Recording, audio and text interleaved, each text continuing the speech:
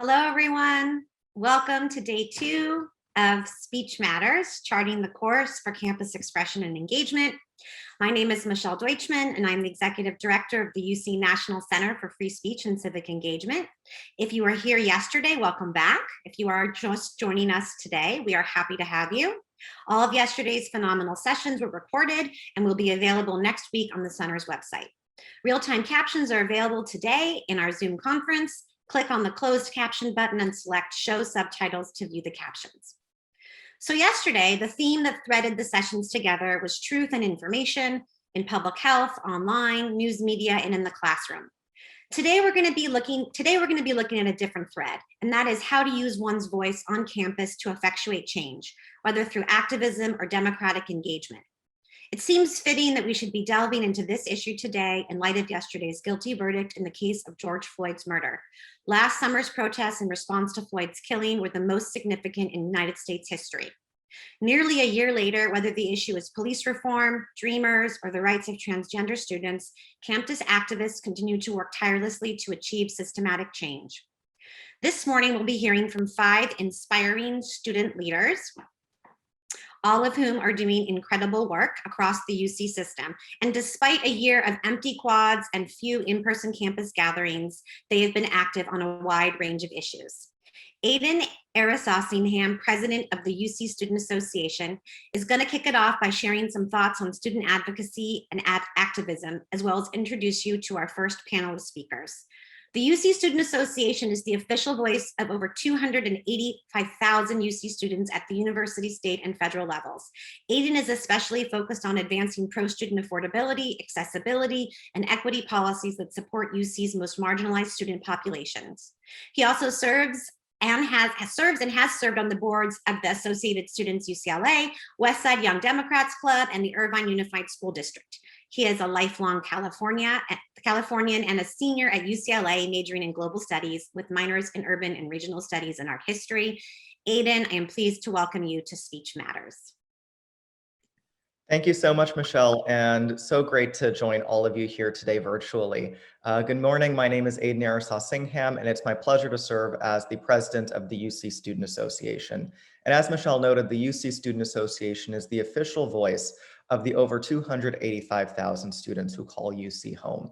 And for 50 years, we have fought to improve the affordability, accessibility, and quality of the UC education. And if we think back on that history and the moment that UC students were in 50 years ago, it's really eerily similar to the moment that we're in today.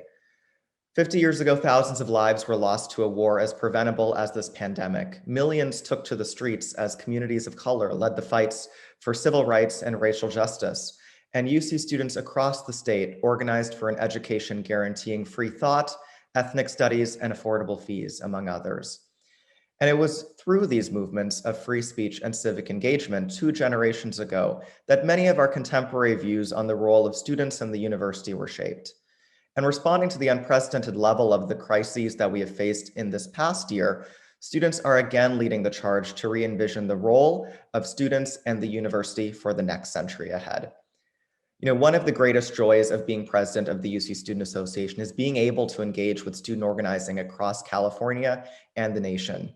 And over the past 13 months of this pandemic, even in the face of all the challenges that we have faced, I've been really impressed to see 3 trends that give me cause for optimism in student organizing and advocacy.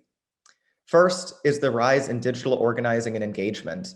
You know, in the absence of in-person tactics for change making, the organizing arena has shifted online and students have wielded technology in new and innovative ways to speak and to be heard.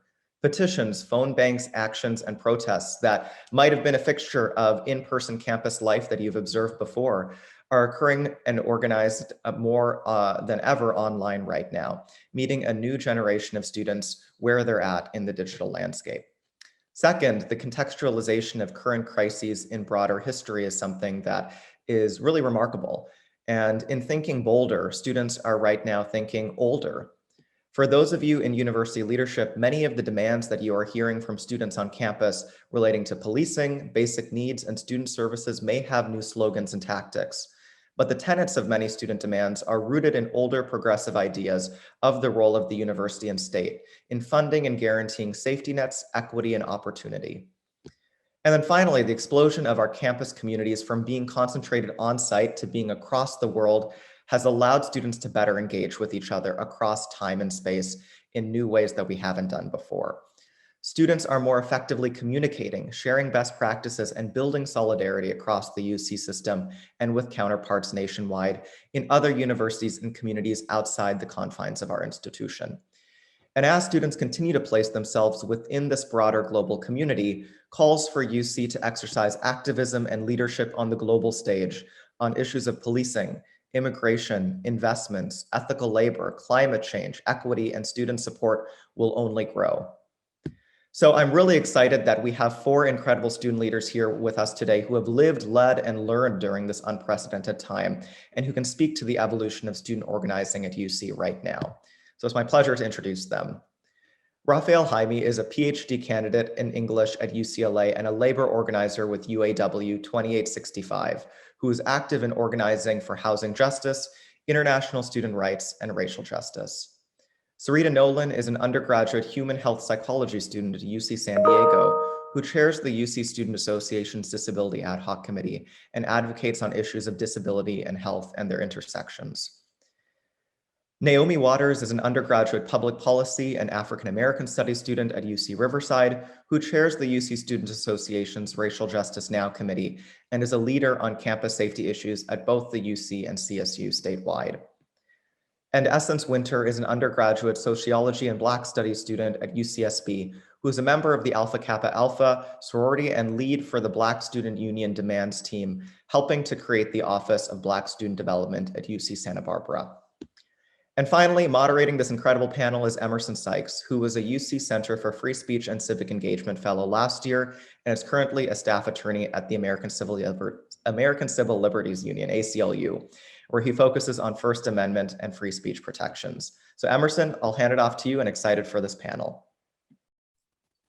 Thanks very much, Aiden. It's my great pleasure to moderate this panel.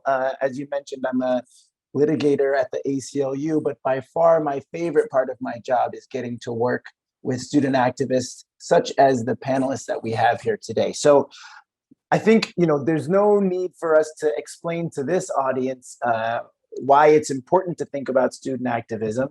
But I think I'm really looking forward to you all hearing from these folks the stories of their particular activism and what they've been able to achieve and how. So without further ado, I want to dive in. I want to start with Essence. Essence Winter is from UC Santa Barbara and has been working on behalf of the Black Student Union, and they've achieved amazing success.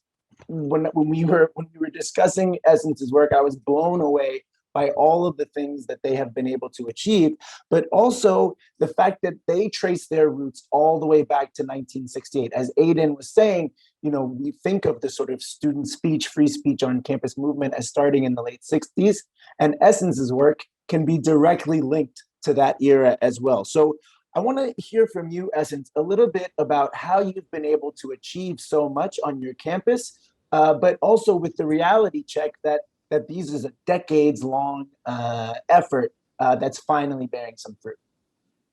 Well, I think that the first thing that I think about is I always teach people who go into the work that we do to learn the systems in which they aim to tear down. So in learning how these systems operate, you're understanding why people feel they should exist or why people feel they should run the way they do. And then you kind of rewire that thinking. So a large part of our work is getting students on hiring committees. So in the university setting, a lot of hiring committees, they don't have students, which is odd considering many of the people you're hiring work directly with students on a day-to-day basis. On top of the fact that for our work, especially, these are student demanded positions. We have student demanded psychologists, we have student demanded faculty, postdocs, chairs, like a lot of these positions we demanded in order to get Black faculty and staff on campus. And that goes all the way back to 1968 when they demanded for us to have a Black Studies department. In 2013, that's when they demanded for our psychologists. So there is a lot of student activism, and yet universities still don't think, let me put students on these committees so that they can have an input, so that it's just like they don't think to really put students at the forefront. This is supposed to be a student-centered entity, and yet we have a lot of non-students trying to think for us, or trying to guess what our feelings about things are when they can just simply ask us. So we're trying to rewire that thinking within the university system to really put students at the forefront and really put students in these positions that are allowing them to take that life experience. Like, I've learned so much about HR processes and learned so much about the checks and balances that go with specifically within the UC system. But understanding that is what I really try to push, as well as understanding your history. I think understanding the history of the BSU Demands team has allowed us to take on the political capital that has come with that. Well, that's a fascinating introduction. I think one of the things that really struck me was that there has been these demands going back decades, and there continued to be more demands, but a lot of them have actually been met, not without a great deal of effort, but you've achieved success. A lot of these demands have actually been met. And one of the big ones is the Office of Black Student Development, which, as you know, you told me, has its own building. Can you tell me a little bit more about the Office of Black Student Development, which I'm sure doesn't exist on many campuses, how it came to be, and what do you think it adds to your community? So I think the way that we try to look at it is we've essentially done an audit on UC Santa Barbara. And in that audit, we've assessed how the university lacks in helping Black students, not only in retention, but as far as recruitment also. And the Office of Black Student Development consists of 8 positions. It consists of a director, assistant director, a recruitment and retention specialist, academic achievement counselors, 2 academic achievement counselors, an advocacy counselor, and a student life coordinator. Wow. So we're trying to make sure that the Black student success is evaluated in a holistic format. And that office is a commitment of over $1 million annually by the chancellor's office. So we're making sure that the university in itself is taking accountability for Black student success. And we demanded for a building because it needs to have its own space. It's an office. It needs to, It needs to not be pushed into these little cubicles to where they can't really get students in there and they can't really socialize. I feel like a large part of these departments is a lack of socialization with students. So there's a disconnect. So making sure that these positions are connecting with students on various levels and not just within the scope of their job titles. Our assistant director and director, they go to programs that the BSU throws, they go to BSU meetings. There's just we want the faculty and staff to take an active part in student lives so that there is a greater connection between students and faculty and to bridge that divide between the two.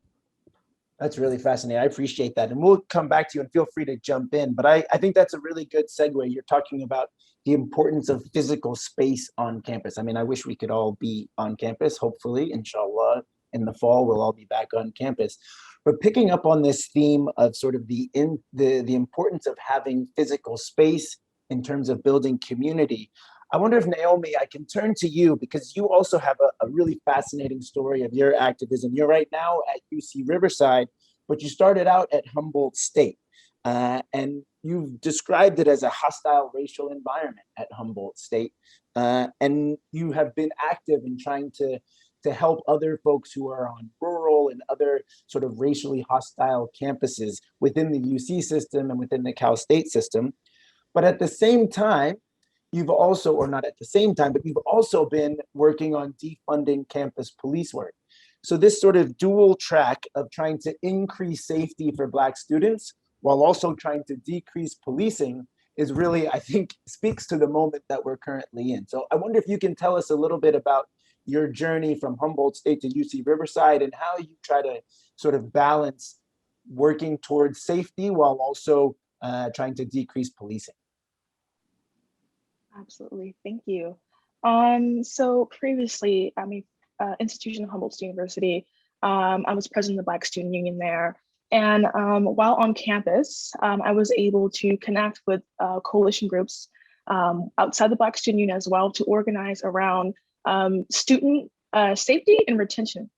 But it's through that process that I really learned, and in much like essence, that you have to learn the system and become politically educated and accustomed to the language in order to situate your own experience within that system more properly. And as we move to complete this year's aims of defunding the UCPD through the scope of abolition, that still stands. Previously at Humboldt University, from my own personal experience, being on the receiving end of racial taunts and hatred from the stances that I took on that campus. And it's something that when I talk about, folks often ask me, what do you mean Humboldt? Is that in the South? But no, Humboldt State is a CSU. It's part of the California State University system. And many folks can't wrap their mind around that somewhere in this state, there's a place that is overtly hostile to folks of color and other marginalized communities. So with that, I began assisting in organizing with a student's mother who was stabbed to death by a white supremacist not too far off of campus after my departure there. His name was Josiah Lawson. This happened in 2017.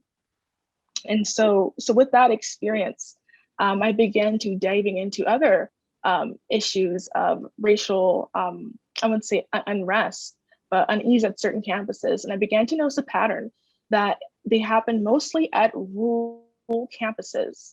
And not to say that rural campuses are any special or different from their urban counterparts, right? But there's something to be said that at these communities, in these spaces, there is a certain type of view, certain type of culture rather, that's allowed to be fostered at these campuses. And I could say the same certainly for campuses within the UC system as well. The campus of UC Santa Cruz is very rural. And as we're looking at defunding the police and looking at issues of campus safety within the UC system, it's become completely obvious that at UC Santa Cruz that they have a deeply entrenched issue with racial hostility on its campus and around its campus, citing that there are several Ku Klux Klan chapters around that university and within that city, excuse me. So with that, trying to pair these things together, because there's an obvious link to me as a student of color between these two things, right? So how do we develop a model of student safety that is effective, that centers students' needs, right? And allows for a more holistic view. More of a holistic view. So that's certainly something that we've been working towards. I've been working towards under my current position, and I hope to continue that fight. I appreciate you sharing that really, the really difficult story, especially the person who lost their life, and really brings, the tangible impact. We talk about the First Amendment, we talk about free speech, the right to protest, all these sorts of things, but people, including yourself, have put their bodies and their lives on the line. I think that's an important reminder. I wonder if you can just say a little bit more about your particular campaign around defunding the police. What are the demands? What's the status? And what do you hope to achieve in the end? So currently our demands are to defund the police, to develop more holistic views of campus safety, student safety, and center the needs of students' basic needs rather, and to develop or promote racial equity within them, right? So definitely issues surround the houselessness or homeless folks, food insecurity are at the top of the list, right? So through my research and through what UCSA has done, we've been looking at specific incidents and instances within the UC system where there is very little need for my apologies, for UCPD to implement use of force. That it's in the interest of students that officers shouldn't be the first to be called when students are having mental health crises, that CAPS are something that we should definitely well fund, and that most CAPS centers on campuses are not only severely underfunded, but they're severely understaffed. And so as we move to continue to look at specific incidents, in specific ways in which we can empower students, empower student communities, and to truly center student safety, that view does not rest on having a more entrenched police presence. We believe in the disarmament and the disbandment of UCPD. And where does the campaign stand at this time? Currently, we are in talks. We'll be continuing talks with folks within the UC Office of the President to go over some of the policy recommendations that UC GPC, UCSA, and the UC Council Presidents have put forth at the symposium March 24th.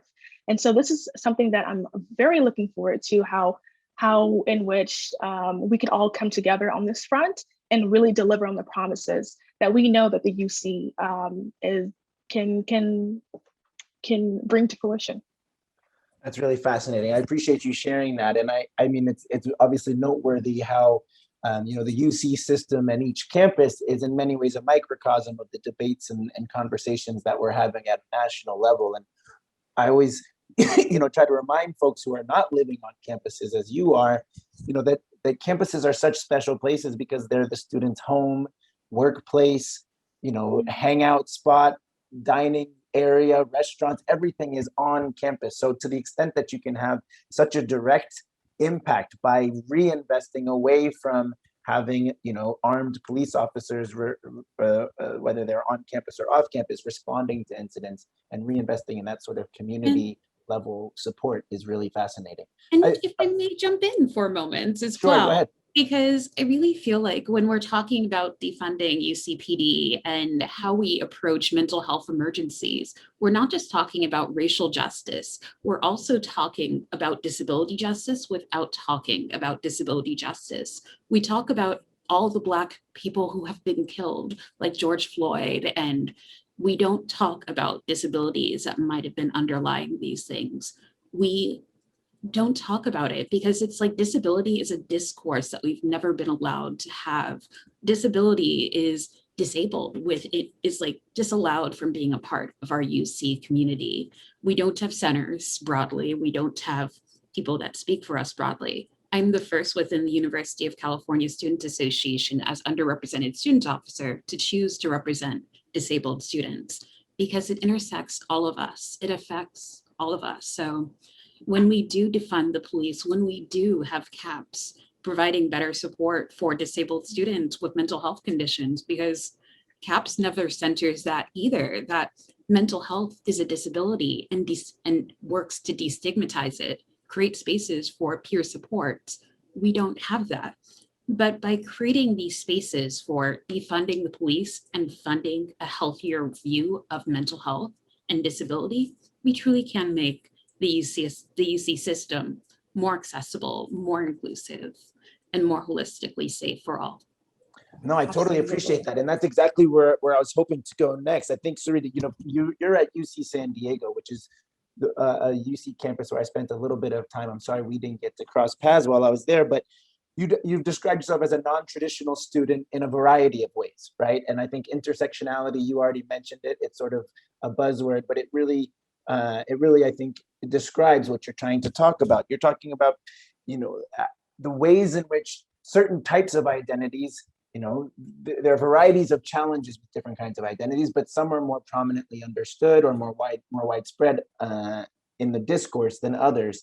And disability, I hope, maybe you can correct me if I'm wrong. It seems as if disability is getting a little bit more prominent, and people are starting to recognize a tiny bit more how much erasure there is from physical spaces, going back to what we were talking about earlier in terms of actual physical access to Zoom meetings, access to all sorts of physical places or even virtual spaces.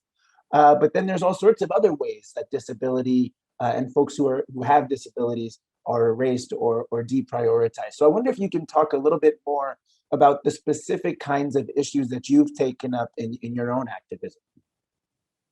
So definitely some of the issues I really have taken up is decentering students with disabilities, because when we use terms like students with disabilities, people with disabilities, it's like saying I'm a student with Blackness.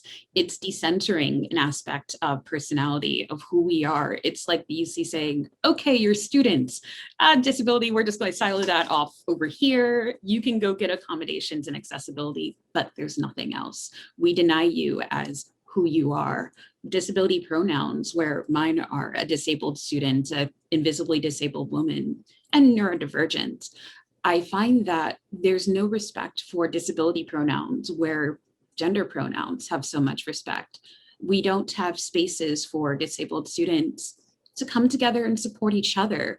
Like at UCSD, we have this phenomenal office as well of disability consulting and counseling. This is for disabled faculty and staff. So while we've got disabled students over here in the Office of Students with Disabilities, and we have faculty and staff in another office, we're siloed apart from each other.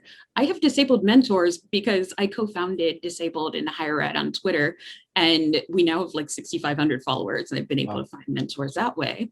But aren't I paying for an education in the UC? Why can't I have mentorship here? So we've been tackling issues like creating a welcoming campus culture, looking at basic needs, because my basic needs being gluten-free are slightly different. Like if I go food pantry and they ask me what's gluten, and I'm like, thing that I just don't feel safe with you anymore. I have not used my food pantry here in a very long time.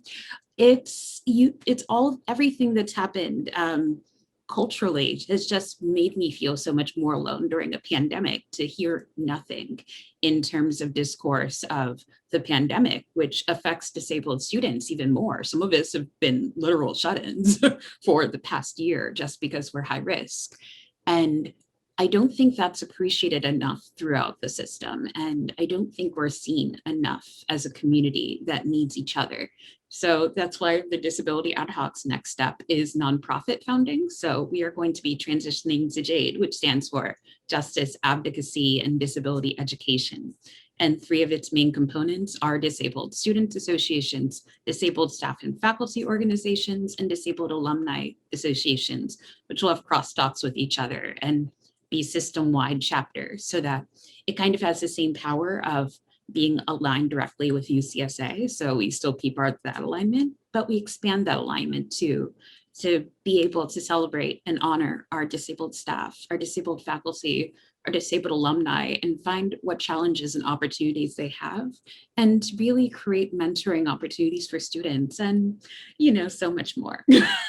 So that's really fascinating. I appreciate you giving the details of that, and really underscoring sort of disability as an identity in and of itself, not a particular characteristic, but a core identity. I think that's really, really powerful. And the point you made about the pandemic is interesting, right? I've talked to folks who work on disability rights and sort of cutting both ways, right? Because in some ways, people are like, oh, now we're all in some sense disabled in some way. And we sort of understand what it's like to not be able to go where you want to go or participate fully in the ways that you might want to. And some folks have said, oh, maybe this will actually, be a moment when we can have more access and more sensitivity around maybe we can have virtual options, online options for folks who aren't able to be there in person. But at the same time, lest we get too rosy, the pandemic has obviously been especially devastating for the disabled community. So I wonder if you can just say another word about not just the experience of the pandemic, but what you foresee as sort of the legacy of the pandemic with respect to disabled students. Ooh, the legacy of the pandemic. So the legacy. It's a tough question, but I'm interested. I'm excited for this. So within the pandemic, we've had some of the greatest blessings happen. Like, so Crip Camp is actually this movie. I think it started in March of 2020 and when it came out, and it's now Oscar nominated. So this is the first time in the Oscars that we have 3 movies representing disabilities accurately. I don't remember the name of the other 2 at the moment, but we've really seen this moment where, yes, we've had this widespread disability simulation where we do understand what it's like to not just like walk outside, but you have to think about your mask, how many people you're going to be around, and indoor, outdoor, is this a safe thing? Should I be doing this or not? Which is a lot of what it is to be a disabled person. But also, I think it's more about trying to disallow the stigma from being able to say that we identify as disabled, because I think not talking about disability, we realize it as a bad thing within the medical model and things like that. And I hope one of the standing legacies of the pandemic is that we recognize and accept the social model of disability, that if we have disability within our DEI statements, that we truly like take a moment and look at all the groups across that DEI statement, Black students, women, LGBTQ versus disability community, and ask yourself one question as an administrator, as a student, faculty, staff. Do you have as many programs for disabled students, staff, and faculty as you do for every other group represented? Are you proud of the statistics of disabled students that are within your UC? Do you celebrate them? Do you stand with them? Are you there in solidarity to say that ableism is equally wrong to racism? Do you allow teachers to tear down your students? Like, literally, I have a calculus teacher that I am too afraid to communicate with myself. I'm like, OSD, can you talk to them? This has been really bad, so just fix this. Do you allow your students to live in fear? So how much do you really support your disability community? And really just taking that step back to think about our experience and to realize that the disability community has expanded during the pandemic with broad spread, like maybe you've been newly diagnosed with a form of neurodivergence that just became worse in a way that it was diagnosed during the pandemic. Like for me, I was diagnosed with ADHD in February. Maybe you have new depression, new anxiety, and any mental health condition is a disability. And I don't think that mental health providers will say that because they're in the medical model. It has to be disabling you to a point where you can get Social Security and all of those benefits. But no, even taking medication and having to structure your days around remembering it makes it something that changes your life. And there are good things if you look hard enough in every disability, because my fibromyalgia has taught me to slow down and things like that. And really, even long COVID itself and being able to provide more supports and allowing disabled students, staff, and faculty to be there for each other. I think that would be one of the best legacies to see of COVID.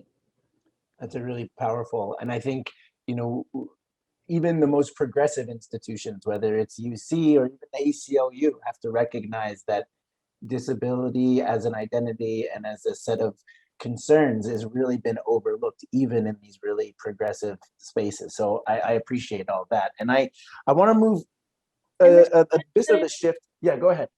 I wanted to just kind of add a little bit, because I was listening to everything that Sarita was saying, and I really agree with everything. And I really just wanted to also mention the lack of understanding within faculty.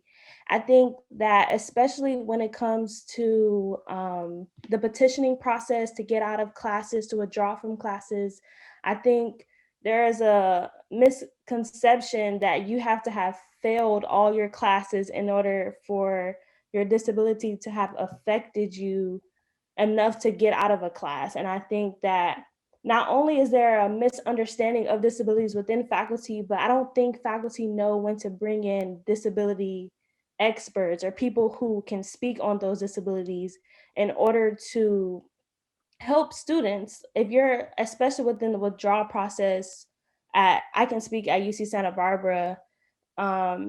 A lot of times it's kind of just like, oh, if you didn't fail all your classes, it's whatever. Like, and I think there is a misconception about disabilities that you have to have completely been dead, essentially, in order to not be able to go to class. And I don't think it's fair or right. And I think we should really be working on that. So I really applaud everything that she's been doing. No, thanks, Essence. It's an incredible point in terms of, redefining the borders of disability as well, sort of understanding where we think they are, where they might already be, and then where we all are ourselves in terms of disability. I want to shift because we have so many. I was teasing Michelle that we have 50 minutes with these incredible activists. So I want to get to Raphael because you also have quite a lot to add to this conversation. I wish we had 3 hours for this panel, but Raphael, you are the president-elect of the grad student union, right? So I want to hear from you about, you've been deeply involved in the COLA movement within the union, as well as a variety of other issues, and you're assuming sort of this top leadership role, this in a few days.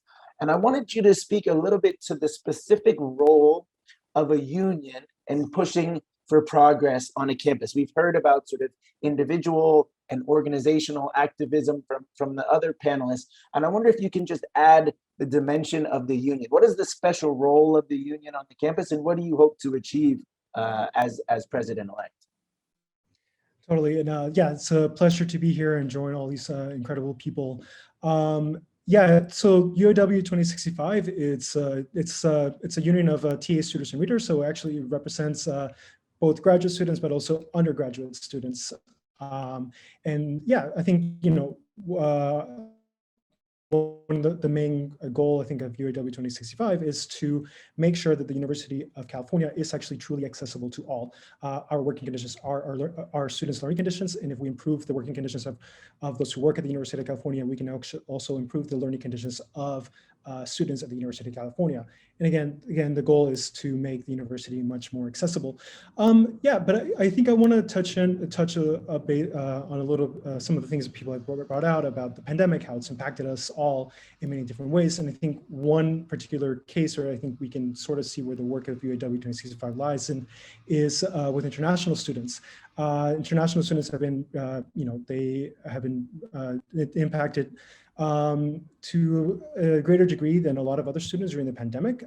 International students, first of all, after going through the years of the Trump administration and all these xenophobic policies that have been, very devastating to international students. During the pandemic, things have actually also become worse. During the pandemic, the Trump administration tried to institute this what we eventually, I think we called the international student ban, basically trying to, as an attempt to reopen the universities and other businesses. Trump placed a rule that if international students could not stay in the country, they were only taking online classes. And of course, this jeopardized the health of many international students, and trying to use international students as a way to again reopen businesses.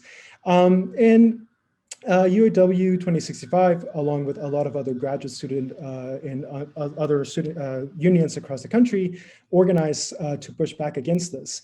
We had a giant meeting for international students to learn about their rights. I think it was attended by well over 1,000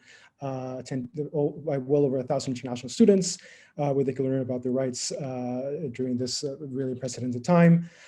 We also organized a number of different actions across the UC, but also with other unions in other states at ICE offices to push back against this. We also collaborated in filing lawsuits against the Trump administration, and through a lot of collective action, we were able to reverse the ban. And I think, this is, I think, what is the way that a union works. It's, again, through collective action. We are 19,000 workers across the UC, and, our power lies in our membership. 19,000 workers who run the university, who teach the most amount, who teach the overwhelming amount of classes for undergraduate students. And, if the university doesn't have our labor, the university cannot run. And again, that is the source of our power. And as far as what is because there are so many workers in the University of California, it's also the University of California is one of the the biggest institution, one of the biggest employers in the state. We also have, I think, we have the ability to bring about change, not just in our workplace, but also across the state as a whole. During the election, the 2020 elections, UAW 2065 was heavily involved in pushing for for progressive ballot measures, such as Prop 15, which would have brought in billions of dollars more for public education. It also pushed for Prop 16, which would have reversed the ban on affirmative action, and a number of other things like that.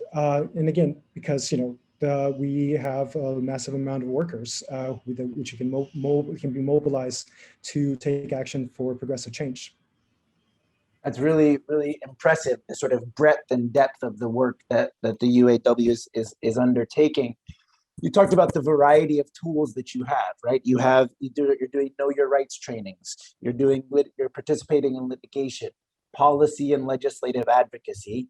But maybe the thing that makes the most headlines is when you take direct action, right? When folks decide to strike or to take other types of direct action.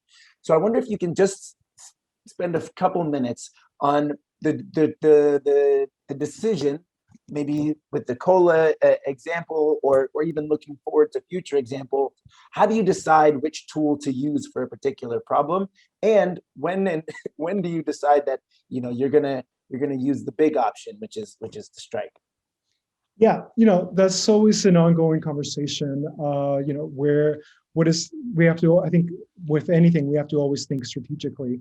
What kind of leverage do we have against whether our employer, or the number do we have? Is this something that people are willing to fight for? In order to get to that point, it takes a lot of work. It's not just, there isn't just one. There isn't just a strike button that you press and everybody just goes out there and withholds their labor. Withholding your labor is a very risky action. We are, one of the reasons why we have been so agitated around housing issues is because we're very precarious workers. We are low wage, part-time workers, and some of the most expensive rental markets in the country. For us, if we withhold our labor and we don't get paid, that means missing a rental payment because we are living paycheck to paycheck. So in order to get to the point where we can take that, the most, which is the ultimate action, which is, going to a strike, it's always important to make sure, to have conversations with each other, build the kind of trust that will allow us to go take action together, because it only works when the majority of us take action together to withhold our labor that creates a crisis. And again, that starts by meeting workers where they are and moving them to take collective action, building those networks of trust. And again, it's the hard work of organizing, and something that we have to be constantly learning and relearning and moving towards to do. And it's hard work, but it's ultimately what will achieve change across in our workplaces and beyond. It's hugely inspiring to hear about all of your work, but all of the work of everybody on the panel, right? Anybody who thinks that kids these days are switched off or don't understand, what's at stake, or are not sufficiently well versed in our social and political system, need to watch the recording of this event. I mean, I think you all are so engaged and inspire me on a daily basis. And I want to now sort of plug back into sort of this broader debate around speech on campus, the First Amendment. We're at the UC National Center on Speech and Civic Engagement. And, the phrase free speech hasn't come up in our talk, right? We haven't been talking about free speech. We haven't been talking about the First Amendment. And I'm curious, I'm a cards on the table. I'm a very progressive free speech advocate, right? I believe in free speech because I believe it helps with social change. It's complicated. We can get into that another time. But I'm curious for you all. You're clearly very fired up. You're activists. You have passion. You not only have passion, you have a strategy. You have a vision. But I'm curious, when you hear free speech, does that seem like something that is reflecting what you do? I mean, free speech has been very much sort of co-opted and rebranded as something that only exists for certain people expressing certain kinds of ideas. And I wonder for you all, who I would argue are models of why free speech is important, I wonder how that phrase resonates for you. Does it feel like it describes what you're doing, or does it feel like the polar opposite of what you're doing? So I just wanted to jump in on that. Sure. Free speech, disabled students are not really engaged in a lot of processes. Like I noticed here at UCSD when we had the elections for student government that no one reached out proactively to Office of Students with Disabilities, or it just doesn't seem like we are given the same rights to free speech, the same opportunities as other students. And there's not like, we think of accessibility and accommodations, we think of it in the classroom, like we're trapped in a classroom and that's the only place, well, maybe buildings. We go into buildings, we go to classrooms. Disabled students are actually wanting to be involved completely. So it's kind of laughable to see how much disabled students are disengaged because they've never been engaged with. And when you look at Crip Camp, which is Oscar nominated, you do see free speech. You do see this civic engagement. Oh my gosh, there's this scene in the movie where they do like this, they drop their wheelchairs at the foot of the Capitol steps and just crawl. And it's just phenomenal to see how much they're willing to lay out on the line to really stand for the ADA being put in force. But really the ADA is like a base, it's like the foundation. We're supposed to be building on this foundation, and nothing has been built on this foundation within most student governments to really allow for a platform for disabled students. I'm really proud that here at UCSD, we did establish a Disability Justice Commission. Well, we're still working on getting its mission vision and the officers who will be able to be a part of this office from year on into the future, but it's written into AS now, and it will be something that is continuously looking for disabled students to engage. So in that way, I am proud to be here at UCSD. I do feel like my free speech is respected, and here in the UCSA, being able to speak to disabled student issues in different intersections, like with the international students and everything that's been happening within the Asian community, being able to amplify disabled international students who may have additional challenges in the fall.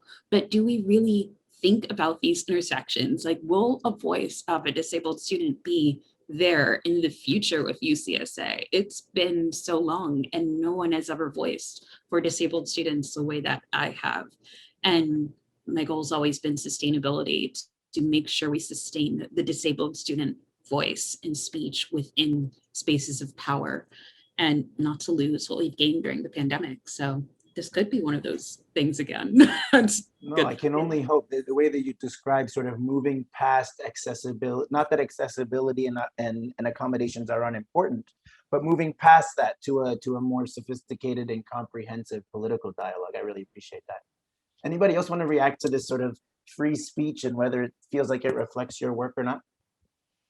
Yeah, so totally. I just an anecdote. I was on an organizing talk with a worker trying to get him to join their union, UAW 2065. And, in an organizing rep that I normally use, I always pose the question about, if you went to your department chair and asked them for a raise or to change your working conditions, what would you, what do you think they would say? And I found this interesting that the person, when I asked that question, they said, oh, I would never dare even ask that, because that professor, that chair, the professor holds my entire future in their hands. If I displease them, or if I do anything to displease them, then there goes my degree, there goes my visa, because this was an international student, so I would never do that. And of course, it's I think sometimes the whole discussion about free speech centers often too often on an individual, but I think through the union, through our union, and through other forms of mass collective action, I think it's really important that this is.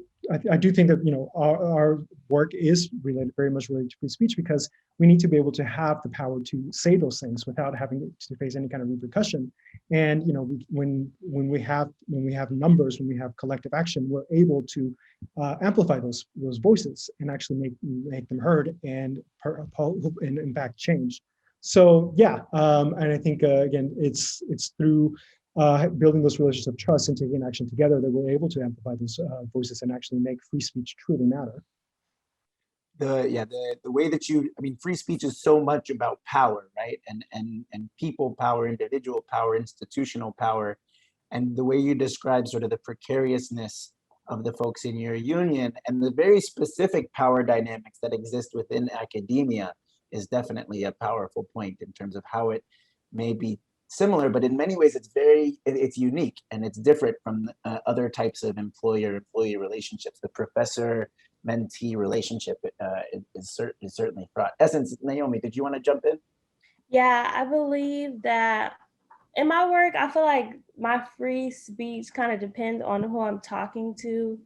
I think a lot of times I've encountered tone policing to where people, they don't really want to hear what you have to say. They want to just pay attention to how you said it.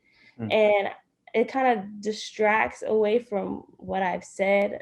And I think that, and I've met a lot of administrators where I can talk candidly with, and I can really tell them, like, this makes no sense. And then there are other administrators who they're kind of on a power trip. They're kind of like, how dare you? And it's like, it's frustrating because you're working towards a goal and you're having to deal with egos and you're having to deal with people who feel like since they have PhDs that what you say doesn't matter or how you feel doesn't matter. And I feel like that's very common within the higher education system. And it's frustrating because we're paying all this money and all we're asking is to be considered as humans, as disabled people, as so many different intersections. But it's like your speech is, you have to say it in the right way. You have to play kind of like a political mind game in order to get what you need. And it's like frustrating.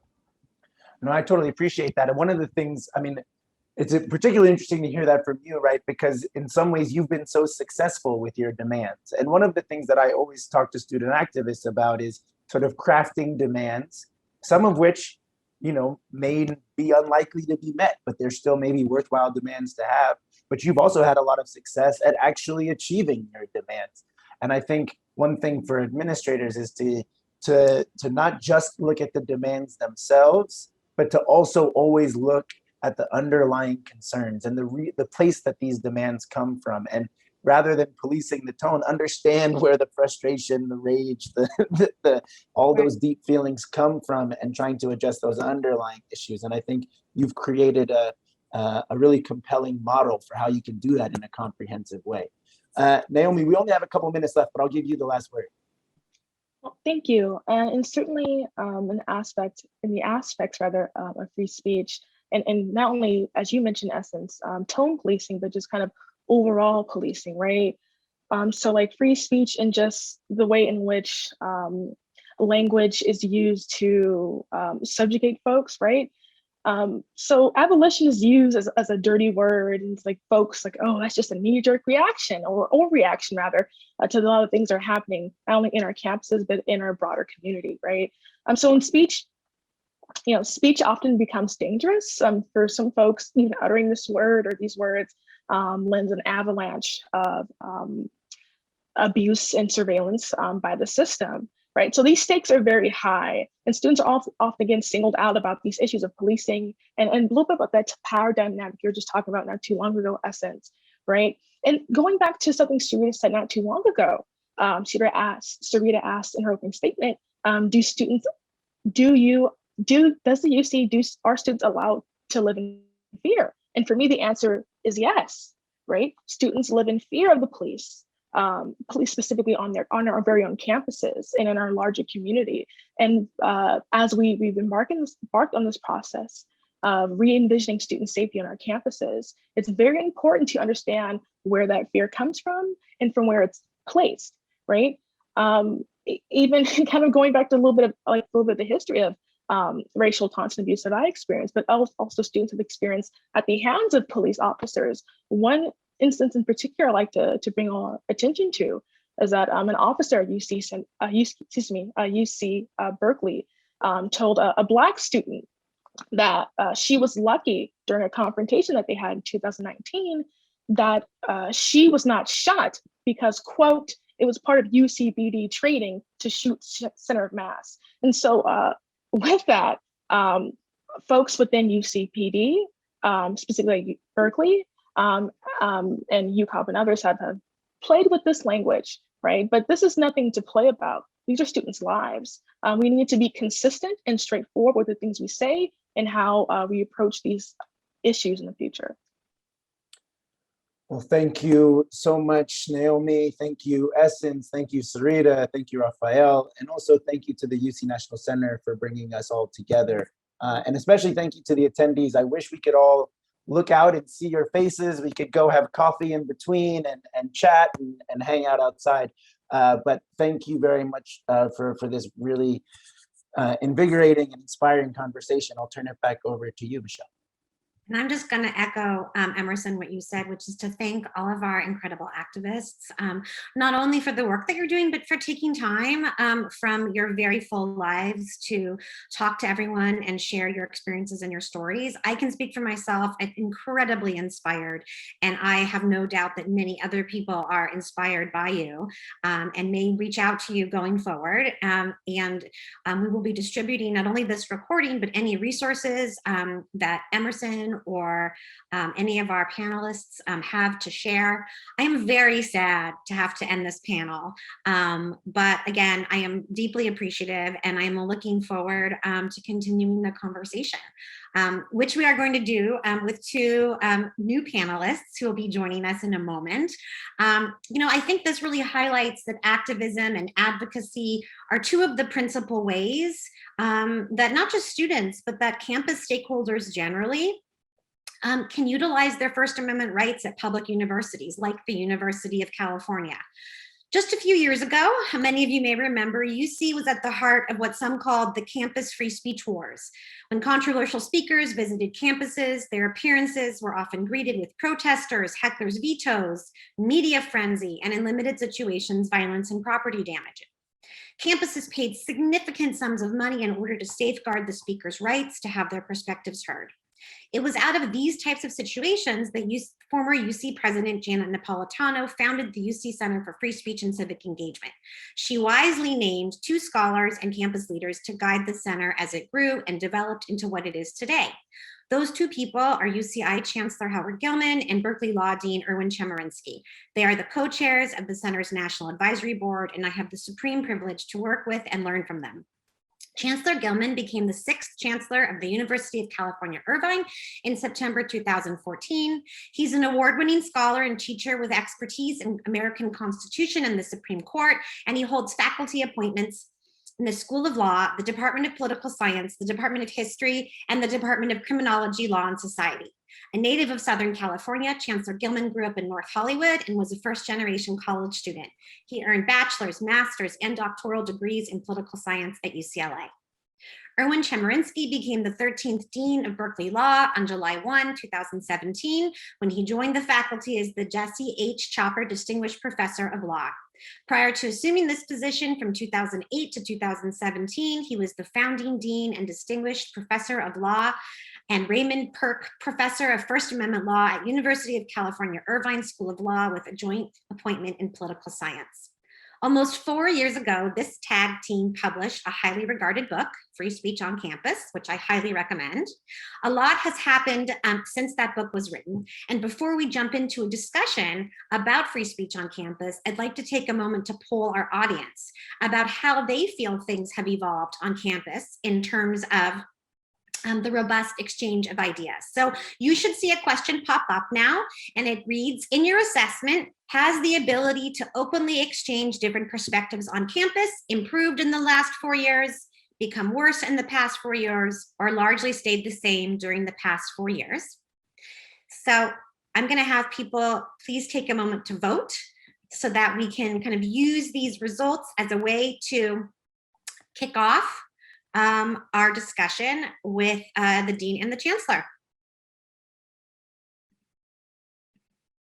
Just looking for, I see, oh, there you both are. Good morning. You can both unmute while we take a moment to see if the results are coming up. And if not, we'll just, we can always, oh, here we go. Okay, so it looks like a little less than 20% feel like it's improved in the last 4 years. Over 50% of folks at today's conference feel like it's become worse in the past 4 years. And then a little less than 30% feel like it stayed the same. I think my first question for both of you is, are these results surprising to you? Is it what you would have expected?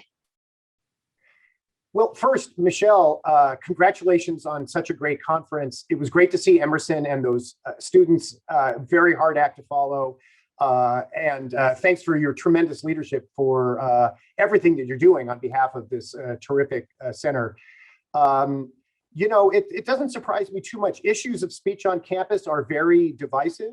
You can imagine people thinking things are getting worse, but even from a variety of perspectives, right? I mean, conservatives, once these debates get pulled into the culture wars, conservatives think it's getting worse just because there's more liberal orthodoxy.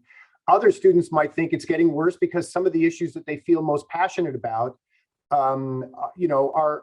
haven't been resolved. You could be someone who feels so strongly about how certain kinds of speech undermines a sense of safety on the campus, or is inconsistent with creating a discriminatory, a non-discriminatory and inclusive campus environment, and feel that the campus isn't doing enough. So, we are at a moment where fundamental questions of free speech divide us. It's so important, therefore, that this center continue to do that work and deepen the conversation among people who, have very strong points of view about what the correct boundaries of free speech and academic freedom are. I agree with everything that Howard just said, starting with Michelle. Thank you for wonderful conference, and thank you for all you do for the center. I think in answering a question like that, the most recent is inevitably the most salient. And so we have to think about what's happened over the course of the last year. Many campuses, including mine, have been completely closed. We've been entirely online all year. But when a campus is closed, there can't be gatherings for speech. There can't be demonstrations. There can't be the energy that comes from people being together. That's inevitably a loss of speech that makes us worse off. Also, it means that any discussions we have to be via electronic media. And I think that communication via electronic media, especially social media, is often coarser, often less developed in terms of the content, and often people will say things that they'd never say in person. And so I think the last year has been one that's made us worse off with regard to speech. And that doesn't disagree with anything that Howard said in terms of why people from various perspectives might also perceive us as worse off or the same. Thank you. I know it's going to be hard to get the two of you to disagree about something, but that's okay. We don't need to do that. I do want to jump into something more recent, which just is over the last year, especially many chancellors and deans and presidents of universities have used their own bully pulpits and their voices to respond to events like the Capitol insurrection or recent spate of anti-Asian violence.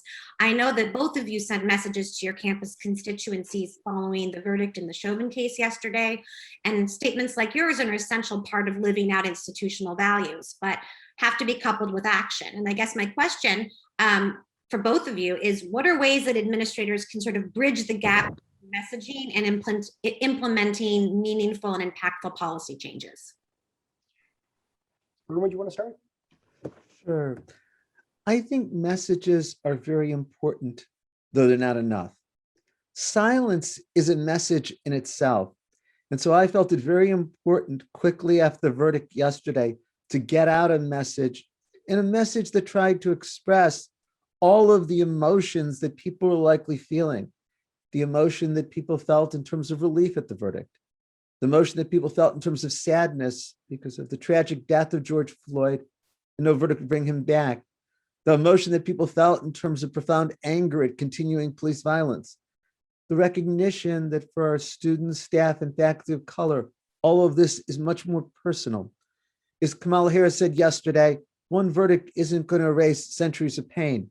I felt it important as a law school to express a message about how we have to continue to use this as the inspiration to fight even harder for justice against racism in policing, against racism in society. And after recent anti-Asian violence, after the events last spring, I also looked to send out a message. But I'm very conscious that that's not enough. And so what we need to do is other things. For us, for example, it was substantially increasing our courses that deal with issues of racism in society. It was encouraging our faculty in their classes to spend much more time on issues with regard to anti-Blackness and racism. It was looking to create some new mechanisms within the law school, and especially to reach out to students and staff and faculty to hear their concerns and to hear what they think we can best do. Yes, sir. That's exactly right. I mean, we are part of an institution whose central mission is to use knowledge and teaching in order to understand and address the most important issues facing our communities, facing the world. And that's the power of a great public university. That's the expectation that the public has in supporting us, that through the work that we do, we will continue to make progress. There's not an issue facing the campus, facing our communities, where the talent of dedicated students, expert faculty, engaging with community partners can't make a contribution. And so, sometimes, a statement will just seem like a statement when it comes to something so momentous as the issues that arose in the wake of George Floyd's murder. That really has to be a call to action, in the same way that the pandemic was a call to action, right? When we are confronting things that are affecting fundamentally people's well-being, their sense of justice, their sense of whether institutions are operating in their interest, you have to mobilize every corner of the campus. And sometimes that's kind of central initiatives. Sometimes that's simply empowering this great campus community to do the work they need to do to transform curriculum, to initiate the kind of research and outreach that the issues call for. You're on mute. There we go. Oh, it wouldn't be a conference if I didn't speak. I know. I'm on mute, so thank you. I'll try that again. Chance, I'm going to start with you. For this one, there's certainly been an increased focus on how universities can be anti-racist institutions, in particular recognizing and responding to anti-Blackness. I know UCI has been a leader in this with the Black Thriving Initiative, which, quote, recognizes and responds to anti-Blackness as an existential threat to our mission as a public research university. I know that some argue that programs like these can compromise free speech rights, maybe compromise academic freedom of faculty. How do you respond to concerns like that? Yeah, thank you for asking. And by the way, if those of you who are watching this haven't had a chance to look at the UCI Black Thriving Initiative, I would be grateful if you would follow up. We're very proud of the initiative, not because there's a handful of central activities that we're engaging in, but really a call to action that I think every corner of the campus has responded to. You know, not adequately, more work has to be done, but we can at least feel as though we're all taking responsibility as a collective institution to ensure that we're creating an environment on campus in which everyone can thrive, and also addressing larger social issues. You know, it is always the case that if a campus leader speaks, there may be people who disagree with what a leader says.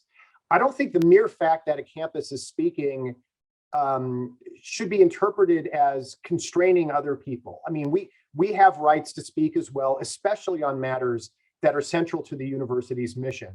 It's also the case, by the way, that sometimes when I don't speak, people think that I'm threatening their well-being and undermining their free speech because they feel as though their particular interests need to be validated, you know, by university leaders. So you can get accused of structuring the conversation wrongly, whether you speak or not. But, you know, as long as we are acting in ways that, of course, allow people to have different points of view about it, but encouraging people on their own within the university community to take responsibility, to take advantage of new opportunities, it does seem to me that that is fundamental to what we do and inevitable to what we do. There may be people, for example, who don't believe that climate change is one of the most serious issues facing civilization at this moment, and would object if we have strong initiatives around sustainability, around research and teaching on issues relating to climate. The fact that some people might have a different point of view about it shouldn't prevent universities from organizing activity around issues that the people at the university agree really need to be addressed, where we can make our own distinctive contribution to the issue. Let me venture into something maybe even a little bit more controversial. There's no doubt that some of my students, and probably students on every campus, especially some of our students of color, believe that allowing hateful or offensive speech is a threat to them, and that we should stop such speech from occurring. And I've certainly seen this at Berkeley Law. A year ago, Ann Coulter came and spoke on campus. It wasn't a law school event, but I defended her right to speak and said that under the First Amendment, public university could not exclude her.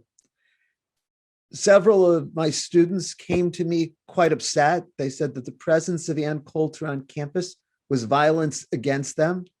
They posted on all of the bulletin boards of the law school a criticism of me for defending Ann Coulter's right to speak.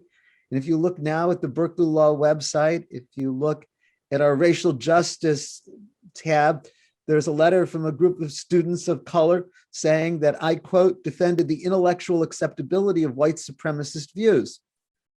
I assure you I've never defended the intellectual acceptability of white supremacist views. I don't believe that defending somebody's First Amendment right to speak is defending the intellectual acceptability of what they say, but that's not how some of my students see it.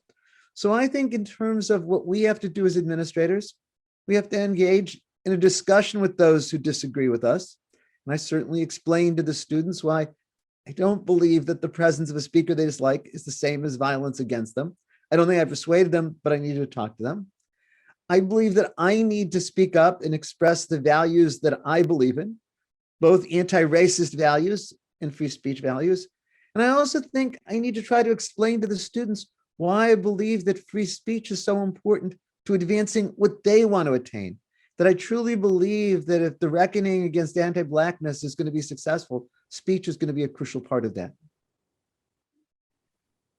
Thank you. I think you raise a really interesting point. There's a Cato study that was done a couple of years ago where people were asked about whether there's a difference between defending someone's right to say something offensive and defending what they actually said.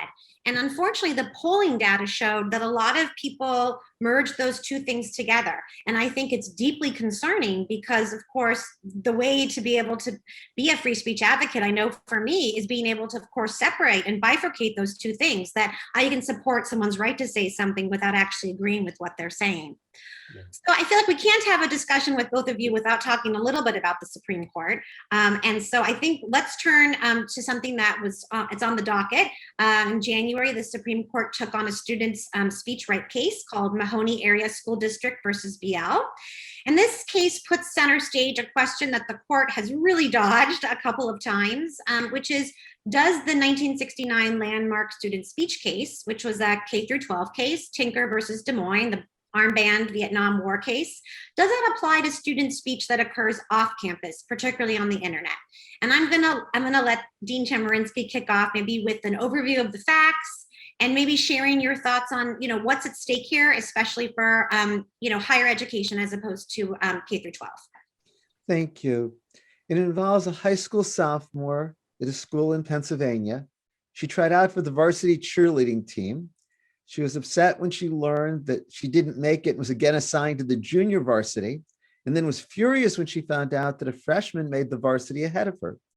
She went on Instagram and posted a message where she raised her two middle fingers and used a 4-letter profanity that starts with the letter F and talking about the cheer team and athletic teams.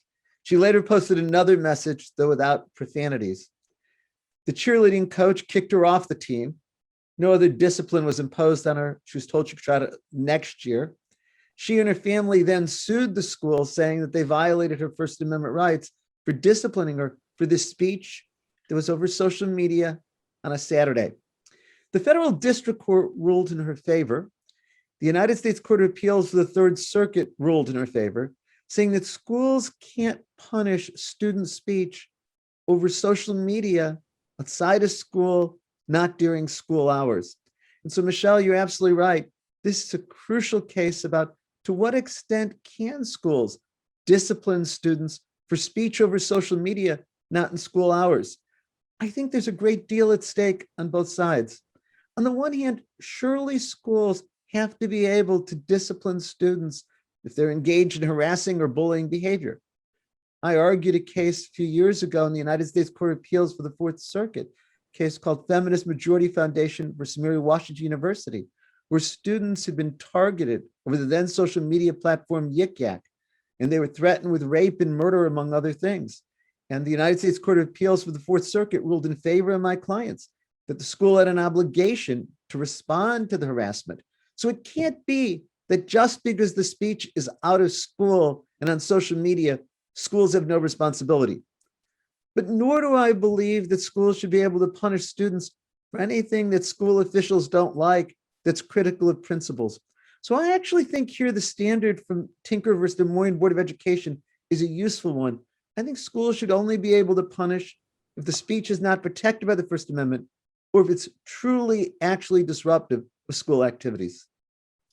And while this case involves K through 12, which I think we agree will have a different dynamic in terms of the scope of free speech rights for younger people in those settings, it does raise something that we hear about and think about all the time, which are circumstances within higher education where a student or a faculty member who otherwise appears to be doing their job just fine expresses an opinion in social media that really causes outrage among some members of the community.